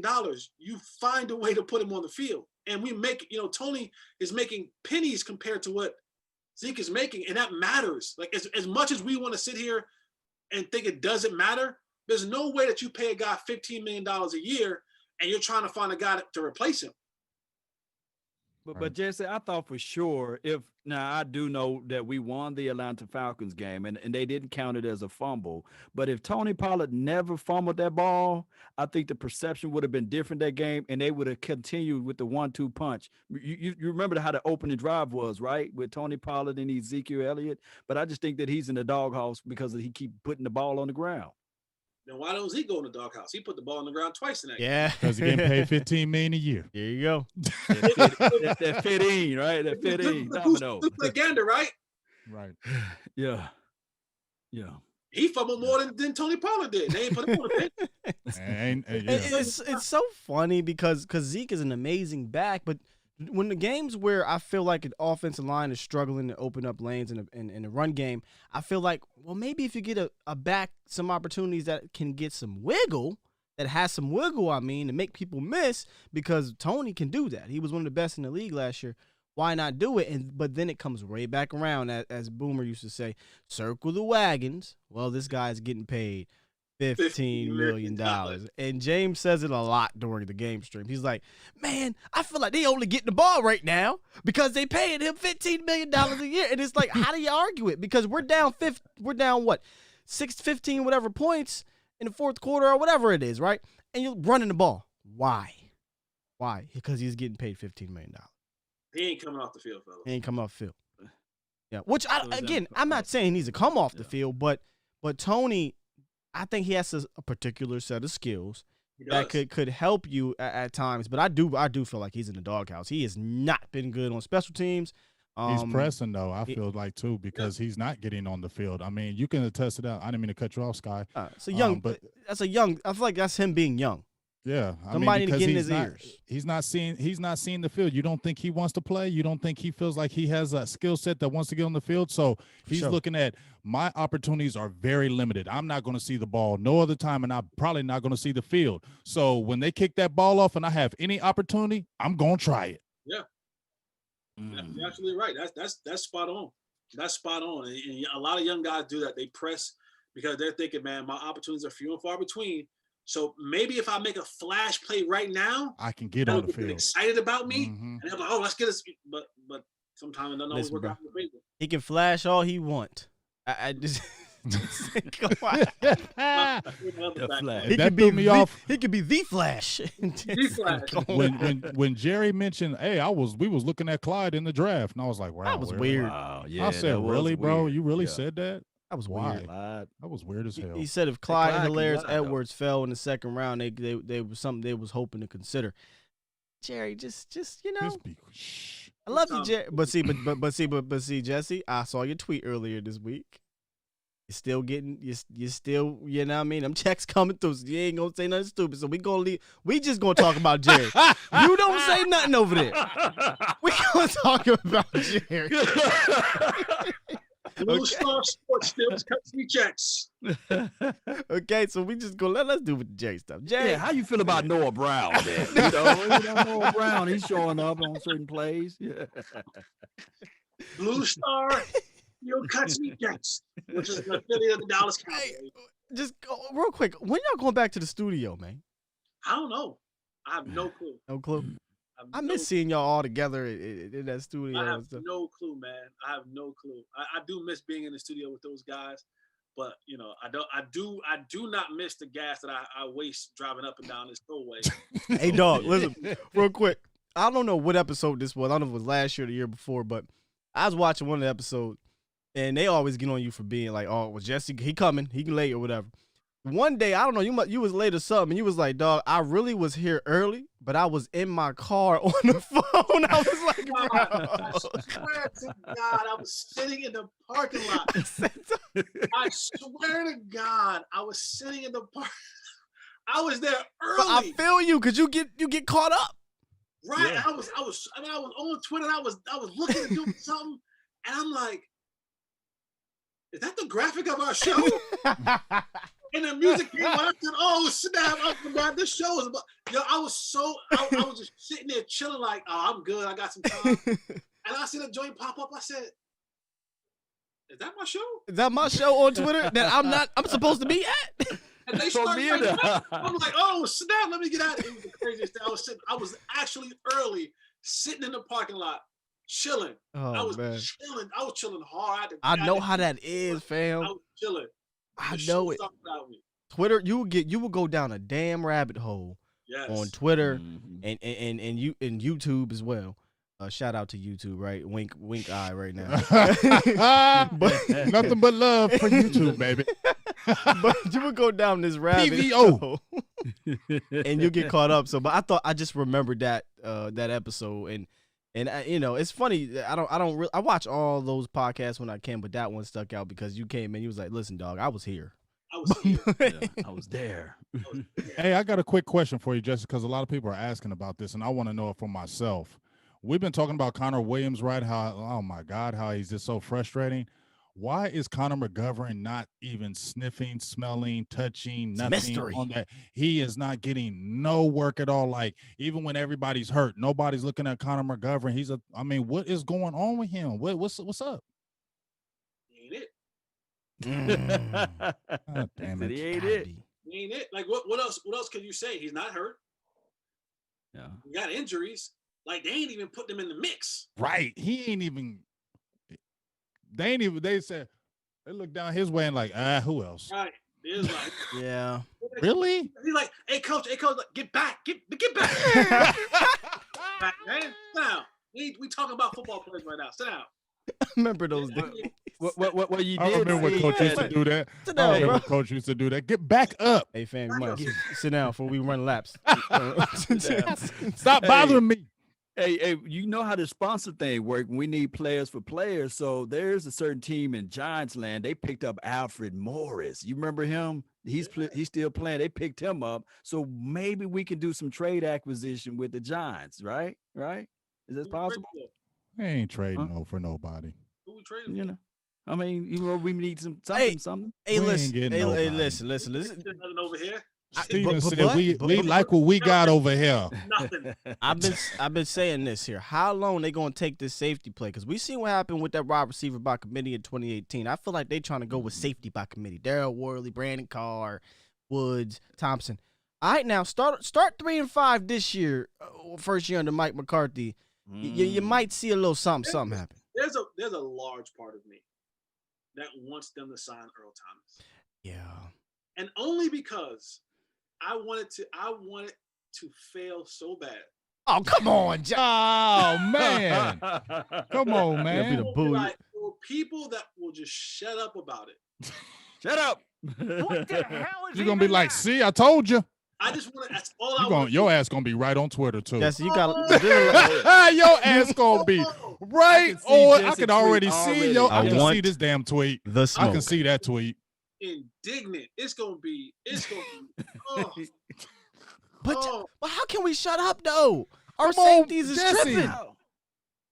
Jesse, come on. Thomas, man. Nobody wants him. Jesse, you can line up right now. You're going to be like this on the Cowboys secondary. Yeah. Nobody wants him. Man, we signed Greg Hardy, fam. And Greg- how'd that work out? He was all right. He It wasn't bad. It's just when he pushed the coach, that's when it was Pushed bad. the coach though. That's what it was. He can't- he pushed the coach. Everybody pushed the But didn't you want to do the same thing? Wait, was Jesse? you- Didn't you want to slap the Was damn you there, clipboard Jesse? out of that coach's hand? Wait, were you there there? when- No, I wasn't here when he pushed the coach. You I know- was here, but I wasn't on the team. Ah, I'm about to Would say, love to give us see some that insight on that. But yeah, Everybody wants to punch a coach at some point in time. You don't actually do it. he actually did it. That motherfucker. You just crazy. stare at him. Yeah, I get you. This, you walk off and you say, you go tell your boys whatever. You don't actually do it. He actually did it. Like That's why he went to the UFC. Yeah, well, Jay Ratcliffe, didn't he do something to somebody? Real quick. Antonio Bryant throwing. nah. Did Jay Uh-oh. Ratcliffe? See, Oh, you play talk with to Jay. us. Hold on, before you go with the Jay story, real quick, rapid fire chat. Hashtag late night hype or LNH. Quick questions, rapid fire, as he tells his story. Go ahead. So Jay, I thought Jay's a crazy mother. But I could have sworn he That fought lip is somebody. crazy. so there's very few people that I'm afraid of, and I'm not the toughest joker in the world. I'm not. But I can hold my own in any field. Right. Jay's one of the guys I'm afraid of. No. Jay's one of the guys I'm afraid of. I think Jay and Jerry I was were- afraid of him. And that's the story. Jay and I's locker were right next to each other. And there were times where I would come in the morning and Jay's like drawers and shorts would be like in my spot. And I'd come like, hey man, like, yo, your stuff right here, man. And he would be like sitting like this. And he'd be like, what? I'm like, never mind. And I'll just fold it up. What draws? What Like, draw? yeah, like what draws? I'm like, what? I'm like, never mind, bro. I got it. Don't worry about it. And I just put it in his spot, like all nice and neat. But no, there was a situation where there was some back and forth media stuff, and Jerry came in the locker room, and he and Jay got into it. But Jerry loves Jay, and Jay loves Jerry. But that's just one of the guys who I would, I gracefully bow out. He mess. Yeah, He said, I gracefully bow. Like, I'm good. I'm Like, good. no. Good. You want these draws clean, you know? I ain't doing that. Jay was one of them dudes that, and like, the funny part about like me and Jay used to run together. Like we used to do our, you know what I'm saying? Me and Jay was cool. We was cool. But nah. Okay, so basically Jay Ratliff is we had Darren Woodson on. Darren Woodson said, yeah, Eric Williams was the one he wasn't messing with. So Jay Ratliff is like Big E from back in the day. And like and he's small, like Jay's smaller now. But like when he was in here, like his playing, yeah, he was big. I think he was like it wasn't all that damn looking them damn when they put that Bro, stuff dog, in the eyes. When I'm you're like 290 pounds and you playing the tackle, the defense tackle with a 3-4, the nose tackle, right? You gotta be not wired right. Yeah, you can't. Hey, Brandon Tuck. Hey, Scott. Remember when Brandon Tuck was on the show? Didn't he say different? He said defensive linemen are different. They're not wired straight. Jay's different, man. Like Jay ripped the front bumper off your car. Like that's the type of Jay. Like Jay's like that. Like I don't fool with Jay. Like every time I see him, I'm like, "What's up?" I like try to give him a hug because I don't know what you about to do with these hands, dog. What up, bro? I don't want no smoke. Like, I got reckless. I'll be like, "Hey, man, God is love, bro. Like, let's pray together." And he'd be like, when I see him smack you, I'll be like, "Hey, man, let's pray together, brother." I hate them, dog. My boys like that be always want to be physical with you when they see you and just going to hit you. Like, dog, chill out. I ain't big. Everything, and like sometimes you don't know whether he's serious or not. So like, let's not even go there. Just like do that. Yeah. Hey, I do got some rapid fire. I got rapid fire. Let's go, rapid fire. One of them is by our guy, the Cowboy Network, aka Sosa, man. Make sure you guys follow him on every platform: Facebook, Instagram, Twitter. And if you can, Jesse, look him up, man. He drops some really good Cowboys information and visuals at that on Twitter at the Cowboys Net. He says, LNH, hashtag LNH, most impressed player this year not named Aldon Smith. Go. Good question. Most impressed player this year. Impressive player not named Aldon Smith. It's easy. Don't throw Dak in there. Don't throw Dak in there either. Yeah, why not? Quarterback's always too easy. That's what we're gonna say. Yeah. He said, It's kind of when you think about the defense, it's kind of tough. There's really not many on really defense. Difficult. Ain't nothing on defense. No, you got to be. Why am I not Michael Gallup? Oh, yeah. Michael Gallup. I'll go. Yeah, that's a great one. Michael Gallup. I love Michael Gallup, man. Was that a PI on him? I need to know your Come on, thoughts on dog. that. Was that PI? Week 1? Yeah. Week 1. Yeah. It was PI. You can't do that, man. You can't do that. Jesse. you know, Michael Irvin said, no, you can't push with the back of your hand. That was no PI. You know, that was Michael Irvin was saying. Well, Mike was he invented offensive He passing. was sweating and everything. Here's what I'll tell you, Scott. We have the luxury of watching this in slow-mo. This is true. Different angles, mm-hmm. in the comfort of our own home. Yeah. You're not standing out there in the field. Like it wasn't like he didn't beat Jaylon. Like Jaylon was running stride for stride with him. Like he had a step on Jaylon. He did. He had a step on Jaylon, but it wasn't like how they be having a step on our defense now. What? Like, no, it wasn't. You know what I'm saying? And but whenever a ref sees this, for the most part, running stride for stride with somebody, that's gonna be called. But I felt like he was pulling off of the ball. Like, yo, get off my hands. Pulling off and pushing. That's this and this.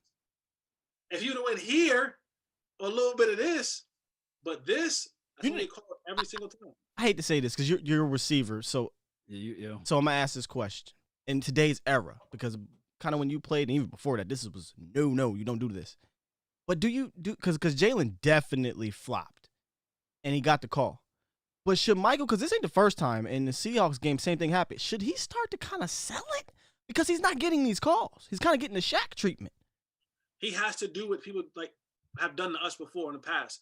They would go to the refs before the game and be like, "Hey, number 19." Like when he comes up, like he does his curl routes, he pushes me off. Like start going to the refs. Start priming the refs. But see, that's a vet move, right? That's a vet move. Start priming the ref early in the game before the game even starts. You warming up. Like, ref, listen, I'm playing so-and-so today, man. That joke could be grabbing, da-da-da-da-da-da. And now I've primed the ref so that when he it flashes, he's like, oh, that's it. I saw it. It's remember the movie Focus with Will Smith? Yes. Mhm. Yeah. There's a part in that movie, right, where the guy, he's making this big bet, and the guy, but all through town, he's like priming his mind because he's seeing the same number over and over and over and over and over again. So in that moment, the guy picks one number on the football field, and what number did he pick? The number that he was primed to see all day long. So Will had primed this number into his head all day long. So when he finally had to pick a number, that was the number that came to memory. The vet move is to go to the referee before the game and just prime them all game long. Prime them. And that's how you get that. That's how you get that call. And sometimes it's like you see it in the NBA. Sometimes, Jalen Ramsey, one of the best cornerbacks in the league, he gets the benefit of the doubt because he's a superstar and he's been in the league for a while. And you think in your mind, a referee knows who he playing. A referee knows this is Jalen Ramsey. That's Aaron Rodgers. That's so-and-so and so-and-so. That's Tom Brady. He knows that. So when you see Jalen Ramsey do this or a guy beat him, you're thinking something had to happen. Because I'm accustomed to seeing this guy usually be in great coverage. So like that's the human part of refereeing, is that you watch the game just like everyone else, and you recognize the stars and the players. And so when you see things that normally you don't see from that particular player, you might sometimes think, well, what happened? And in those moments, you're thinking, that's Jalen Ramsey. I'm on this side. I see this. Oh, that's got to be a flag. Well, let me ask you this then. Let me ask you this. Why don't our dog, and I want to know your opinion on him as well, Amari Cooper, why he never gets a call? I seen him get hit in the head, He's a quiet, silent assassin. He's just like, because he ain't gonna say nothing. Probably why. It's probably too quiet.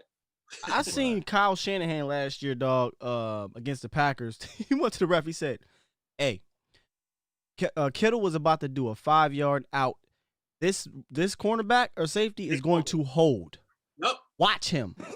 He was like a clairvoyant. He literally held, and the referee threw the flag. Yeah. Maybe, like you said, I think that's the approach that should go. No flop or anything. Just go to the ref and say, hey, listen, man, you watch my tape. I'm aggressive. I'm physical. I'm not going to cry or whine about it.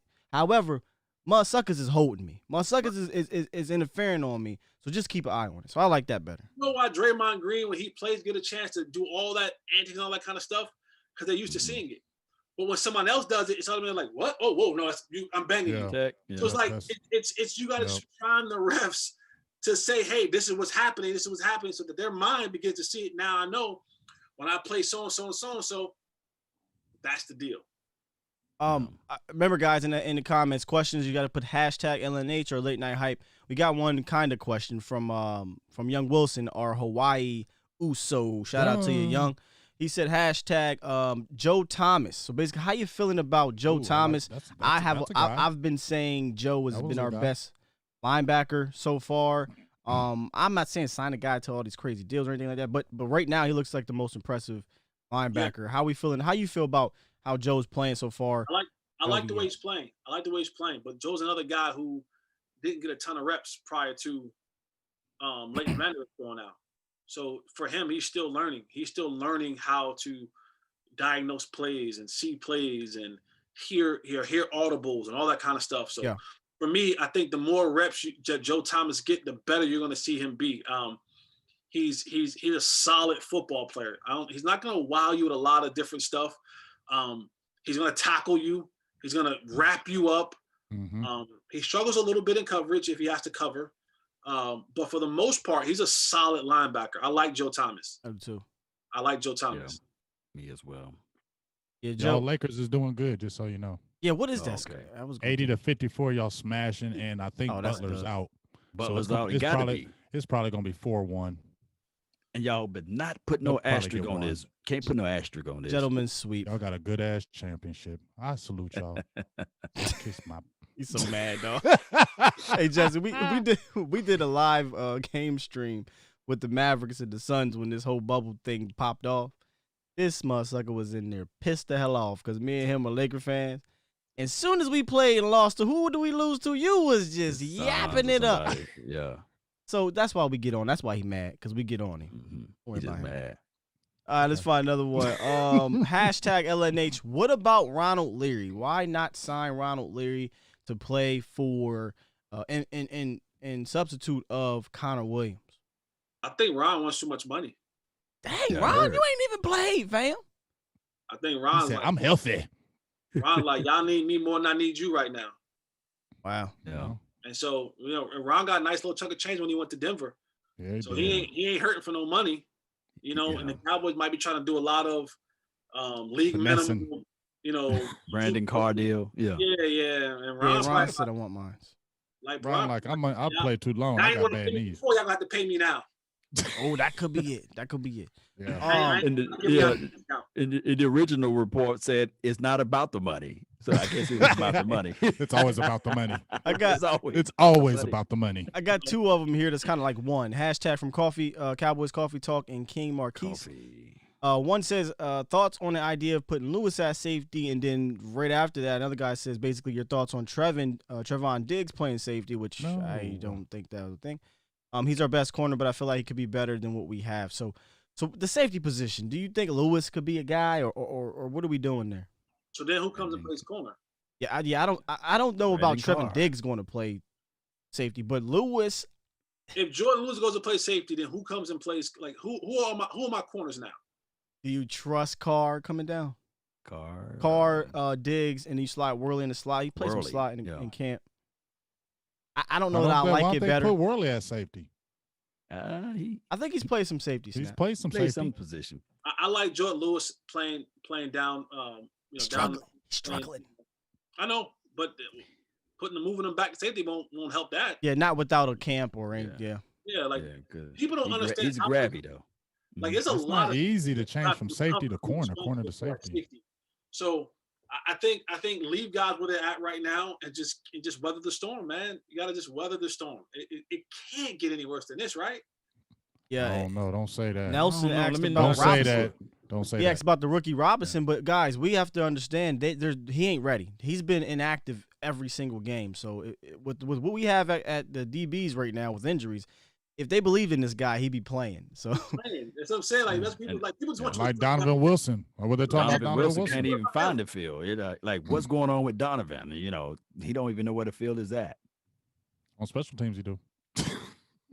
yeah, see, I'm getting these Reggie Jones. Guru says Mike Fisher says the physical was not an issue. Ron Leary, it must be money related, like you said. So yeah. Ron's healthy. He said he's been the healthiest in 2 years. He said this is as healthy as he's been. And he said I got stuff to prove. So he lives here. He lives in the DFW area. Mm-hmm.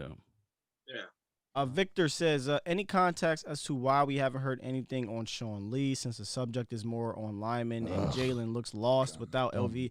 Well, I know you can say the Sean Lee, but let's be real. We could use his services right now. I wish I could kept Malcolm Smith. Listen to me very well. The next uniform that Sean Lee should put on for the Cowboys. Polo. Polo. What'd you say? Tell him, Jesse. Tell him again, Jesse. Say it loud, please. Say it loud. Let him Jesse. say it. And a cowboy headset. Don't put Sean Lee back on the football field. Thank you. His uniform should be pressed. Thank you. On a hanger, slightly starched. Slightly starched with the creases. With the creases in them. With the flat, don't put the pleated pants on him. It's a little too young. Maybe that pleated pants. Don't give him the John Harbaughs. No, don't give him them. Give him the Jason Garrett specials. Jim Harbaugh. Jason Garrett specials. Give him the JG specials, man, and let him rock out with that. Yeah, it's time, Sean. It's time. Over under how many games will LVE will play then? Sean Lee Jr. This year. This year or in total? This year. Yeah, this year. Well, he's 3 in, and he's oof. He can't come back. What? Like it says, like 8 weeks. Yeah, so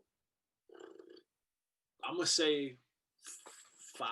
Ooh, that means he ain't gonna play that much when he come back. Which wouldn't be a shocker. Would be a shocker. I had one up here about the lineman, the young buck. They got Tyler Biadasz versus Joe Looney. I liked what I saw from him. I'm be honest with you. From Tyler Biadasz. He's working his way towards being called. We dubbed him Tyler Badass, right? Mm-hmm. And then I said we got to take that away from you because the season done started. You got to earn it. Right. Okay. I thought he looked pretty damn good against Seattle. Now, what you have to see now is, okay, the Seahawks didn't game plan for you. Right. You came in. Okay. And you had to adjust. So now that you got a little film out there, and now a team has a game plan for you, how will you hold up this week? So like it's easy, like when a guy comes in who's not being game planned for, and you know, that's different. So now they got a little film on you. Now you're gonna be, it won't be just 25 reps. It's gonna be the whole 70. You know what I'm saying? It ain't gonna be 40, it ain't gonna be 35 reps, it's gonna be the whole 70. Now that's gonna be the test. The test will come this week when the team has an opportunity to game plan for you and now make you the focal point of things that they want to do. Because best believe, they're gonna come for them. They're gonna check that chin and gonna check if you really bad. They're gonna check to see if you really bad. Or they got a bad one on the other side over there in Cleveland and Sheldon Richardson. Like you know, he may not be the Jet Sheldon Richardson, but he ain't no slouch. And he a veteran. He got grown man strength. Right. And they got some Cowboys players over there. Jaylon Joe Jackson has got some reps over there. He's playing. Malcolm Smith, who I thought they should have kept, he's over there. He just had an interception last week. So they're doing a thing. But I got a quick question from Ron from Shreveport, Jesse. This is the one, my only one. He asked that if we're under 500 before the trade deadline, who do you think the Cowboys would, like kind of what Scott said, would they go out there? I think it may have been talked about, but would they go out there and try to make a trade? Like if it was like the 3-5 or the 3-6, something like that right before that deadline, do you think they would jump out there and say, let's go ahead and make this something happen before this be a lost season? At safety? Any position. You see, you said safety because you know that's the damn problem. Yeah. Well, I admit that safety is a problem. And they're not playing well right now. Yeah. It's hard to believe Dallas is going to make a trade because we don't do stuff like that. Like the Cooper thing was like, it feels like a one-off. That was like one-off. Yeah. A universe. They knew they couldn't function without. They knew they couldn't function without a number one receiver. They were like, we got to do something, and that kind of fell into their lap. I wouldn't take it off the table, but if we under 500 at the halfway point, if we like, you know, what?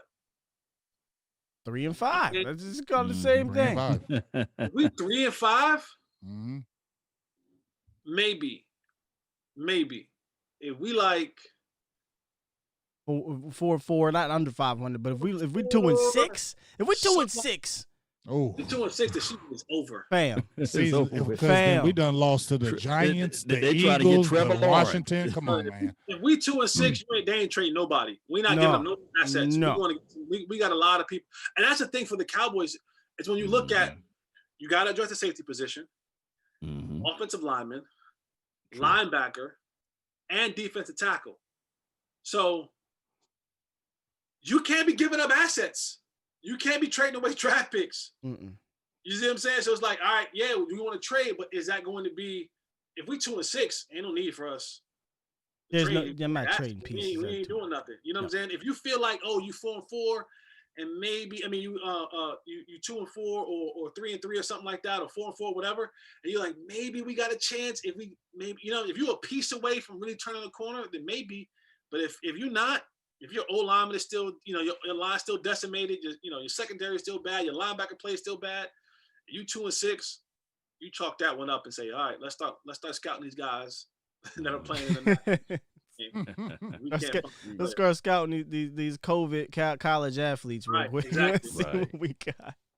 Hey, that's the last LNH's hashtag late night hype I got over here, fellas. So if y'all got anyone that want to go before we wrap up here, go right on ahead. I'm good. That's it, Lord. Nobody in your chat there. I'm looking now. I don't see nobody. I mean, Jonathan just dropped Jesse one. did a hell of a job. You was killing that rapid fire. Yeah. Jonathan, real quick, I'll leave out on this one. Any team? Do you think any teams will bite on Cedric Wilson or Noah Brown, or is it too early for them to be valuable in a trade? Yeah, I can't see it. No. I agree, man. I agree. Oh, I got one last one. I'm sorry, Jesse. It just popped in my head. This is my own personal one. Hashtag LNH. In my head, I'm thinking to say that, like, you ain't say LNH.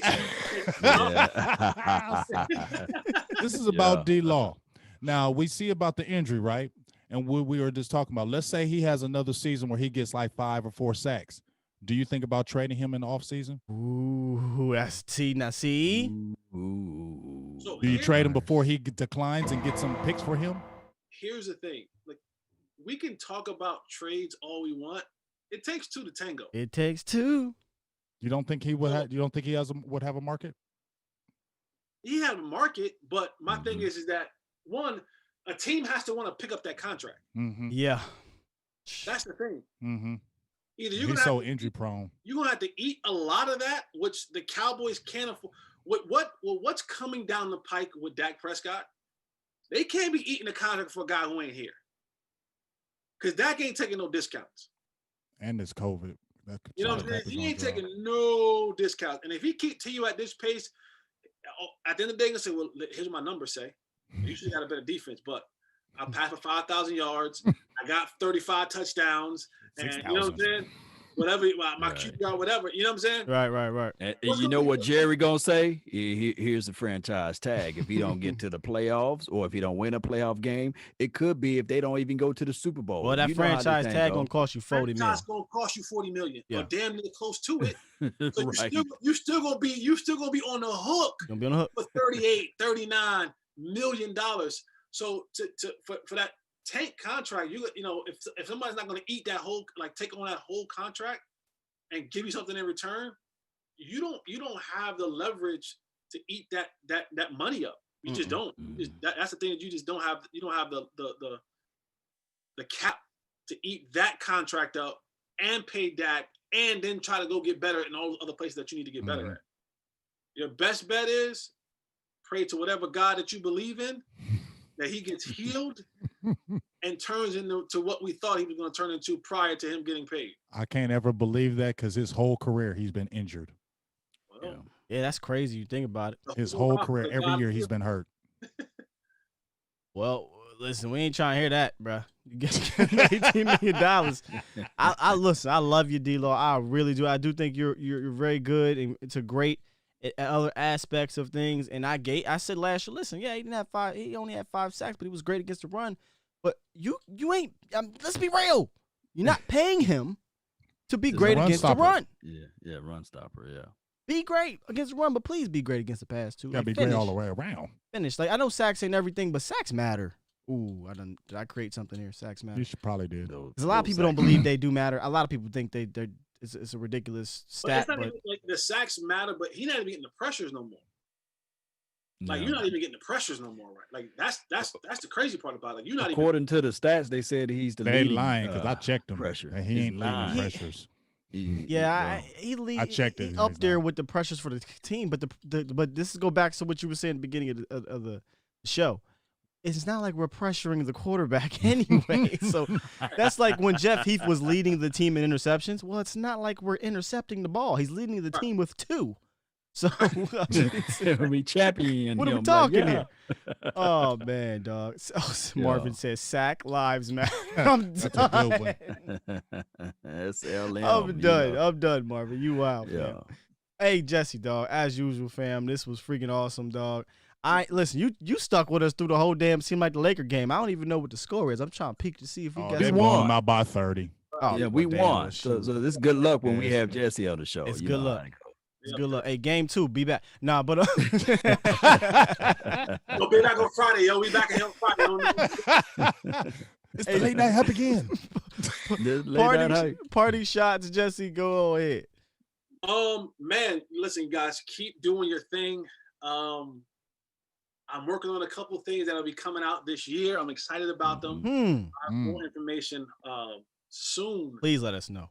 Soon about a couple things, and I'm really, really, really excited about it, man. It's been a long time coming, and you know, it's I got some great people on my side, and so I'm excited about them, and I will. Yeah, I'll be back on you guys. If it is what I think it is, so the timing is right now. Timing is getting right. The timing is right. Awesome. Because I've been waiting. Timing is getting right. I need to add to my playlist. But I mean, wait. Timing is getting right. Parting shots, Law Nation and James. Let me go first because Law. He's the closer. Just parting shots. Like I said, we appreciate you again, Jesse, for bringing all that good. Gosh, that good cooking. I just got to stirring it up and all that. Let Jesse cook. Right. Just appreciate you, just coming in. When I hit you up, I just appreciate the times I have hit you up. You jump right in and you know what I'm saying, say, hey, I got you. That really means a lot to me. I'm sure it means a lot to the guys. Oh, for sure. Have you done that? And that's just really my parting shot, man. I just really appreciate that because, like I said, so many people in the media, I ain't hating. They kind of get the big head and they're like, I ain't touching you. I ain't talking to y'all. You know what I'm saying? So I appreciate you always just showing love to us. Even when you do your good morning thing, every time I say good morning back to you, you know what I'm saying? You always give me a good morning. I do appreciate those little things. So I got much respect for you and thank you for everything you do and keep on grinding, dog. I love everything you do. Appreciate it, man. Love you guys. Appreciate that. Yeah, man. Jesse, man, you are the people's champ over there, man. And keep doing your thing, man. I love your voice, man. No homo. Like we always be talking. Don't talk to me like that. Don't do that. don't come in here with the joint, man. You don't do that. Like, you can't let Law talk to your lady. I know. Yeah, don't come over my house, Law. Bye. Yeah. I was just thinking, See, listen, right. That's not. I always wanted a voice like that. Like, in the morning, I'm like that. In the morning, I'm like, but they don't last very long. It don't. It's just for a few seconds, right? I don't go that way, but I'm just saying, damn. Go ahead, brother. Man, it's a pleasure, man, for us to have a time and a moment with you. And especially everybody that's listening right now, Cowboy Nation, follow Jesse, man. He got a great, not a good one, a great Twitter follower, a great Twitter handle. And also, let's continue to grind. Let's continue to support this thing. Shout out to Scott Walker, man. Continue to do your thing. Big game, James, man. Everything else remained the same over there, man. I love your passion, bro. And let's continue to find ways. Hey, there's a win out there some way. Hey, there's a win out there. He don't even try to when he does. He just flow. Crazy. Appreciate it, man. Appreciate it. Let's go, Cowboy Nation. Let's go. Everything they said, Jesse, man. I really do. When they say you come on the show, dog, it's really probably the most excited I get for most of the guests we have here. Because you just keep it real with us. Yeah. And you down to earth, and I appreciate that, man. And let me shout out your foundation as well, man. Oh, Holly's Helping Hands. Yes, Holly's Helping Hands. I remember when you told me about that when you first came on, I immediately wanted to get over there and help donate to that guy. Just let them know where they can help and what it is. Let them know. So Holly's Helping Hands is my charity. Every single year I do a big Christmas event. This year maybe have to be a little off a little bit because of COVID. But what I do is I find families in the DFW area who are underprivileged.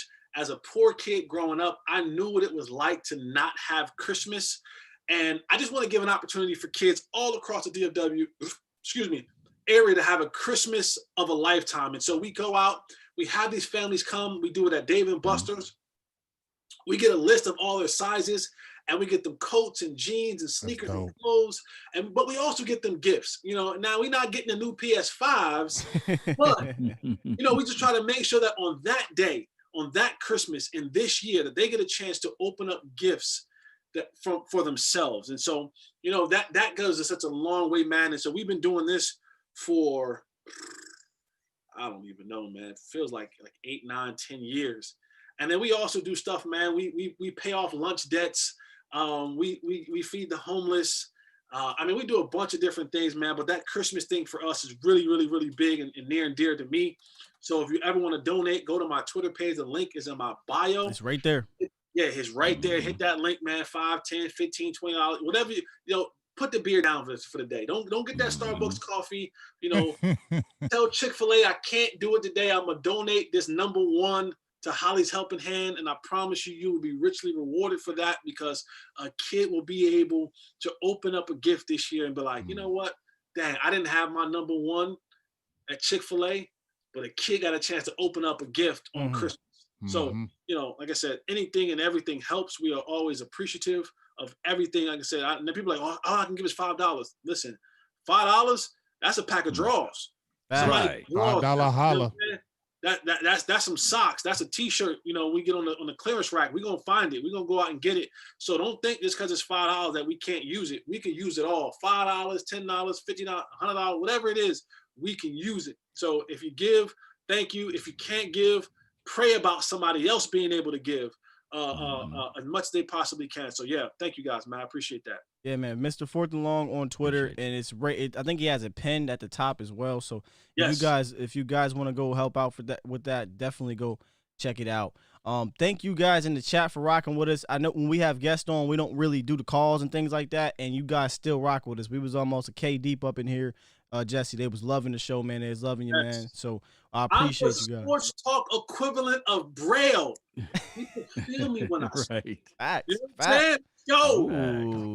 Hey, one last thing, Jesse. My mama T, she's a diehard Heels fan. Like, she reps North Carolina. I'm trying to tell you, she reps North Carolina like no other. There we go, baby. She said, you better make sure my boy Holly, because as soon as I say you on the show, she blows up my inbox. Said, you better make sure Holly gives my shout out. So Mama T says hi to Mr. Jesse Holley. Mama T, thank you so much. Tar Heel born, Tar Heel bred. When I die, I'm a Tar Heel bred. I'm a Tar Heel dead. So rah Carolina Lana, rah Carolina Lana, rah Carolina. She gonna play that all day, dog. So Mama T, thank you so much for rocking with the Tar Heels. You know what it is. God has to be a Tar Heel fan. That's why the Sky's Carolina. Look, I should have got him started. Cowboys, Tar Heels. See, Jesse, I just knew. I knew. Yeah. Hey, man, listen, we got a thing on this show and my show. If I don't press this button, Jesse, we'd be sitting here till about 1 o'clock in the morning. So I'm gonna press this button. And we're going to get up out of here. Listen, y'all, I appreciate everybody in the chat. I appreciate you, Jesse. We'll stick around real quick after we get off here. We'll wrap for a few seconds here. But thank you guys, man, for rocking out with us. Shout out to you guys. Late Night Hype, Jesse Holley, Big Game James, Law Nation, The Voice. Love you guys. Remember, you're listening to Nothing But the Bad.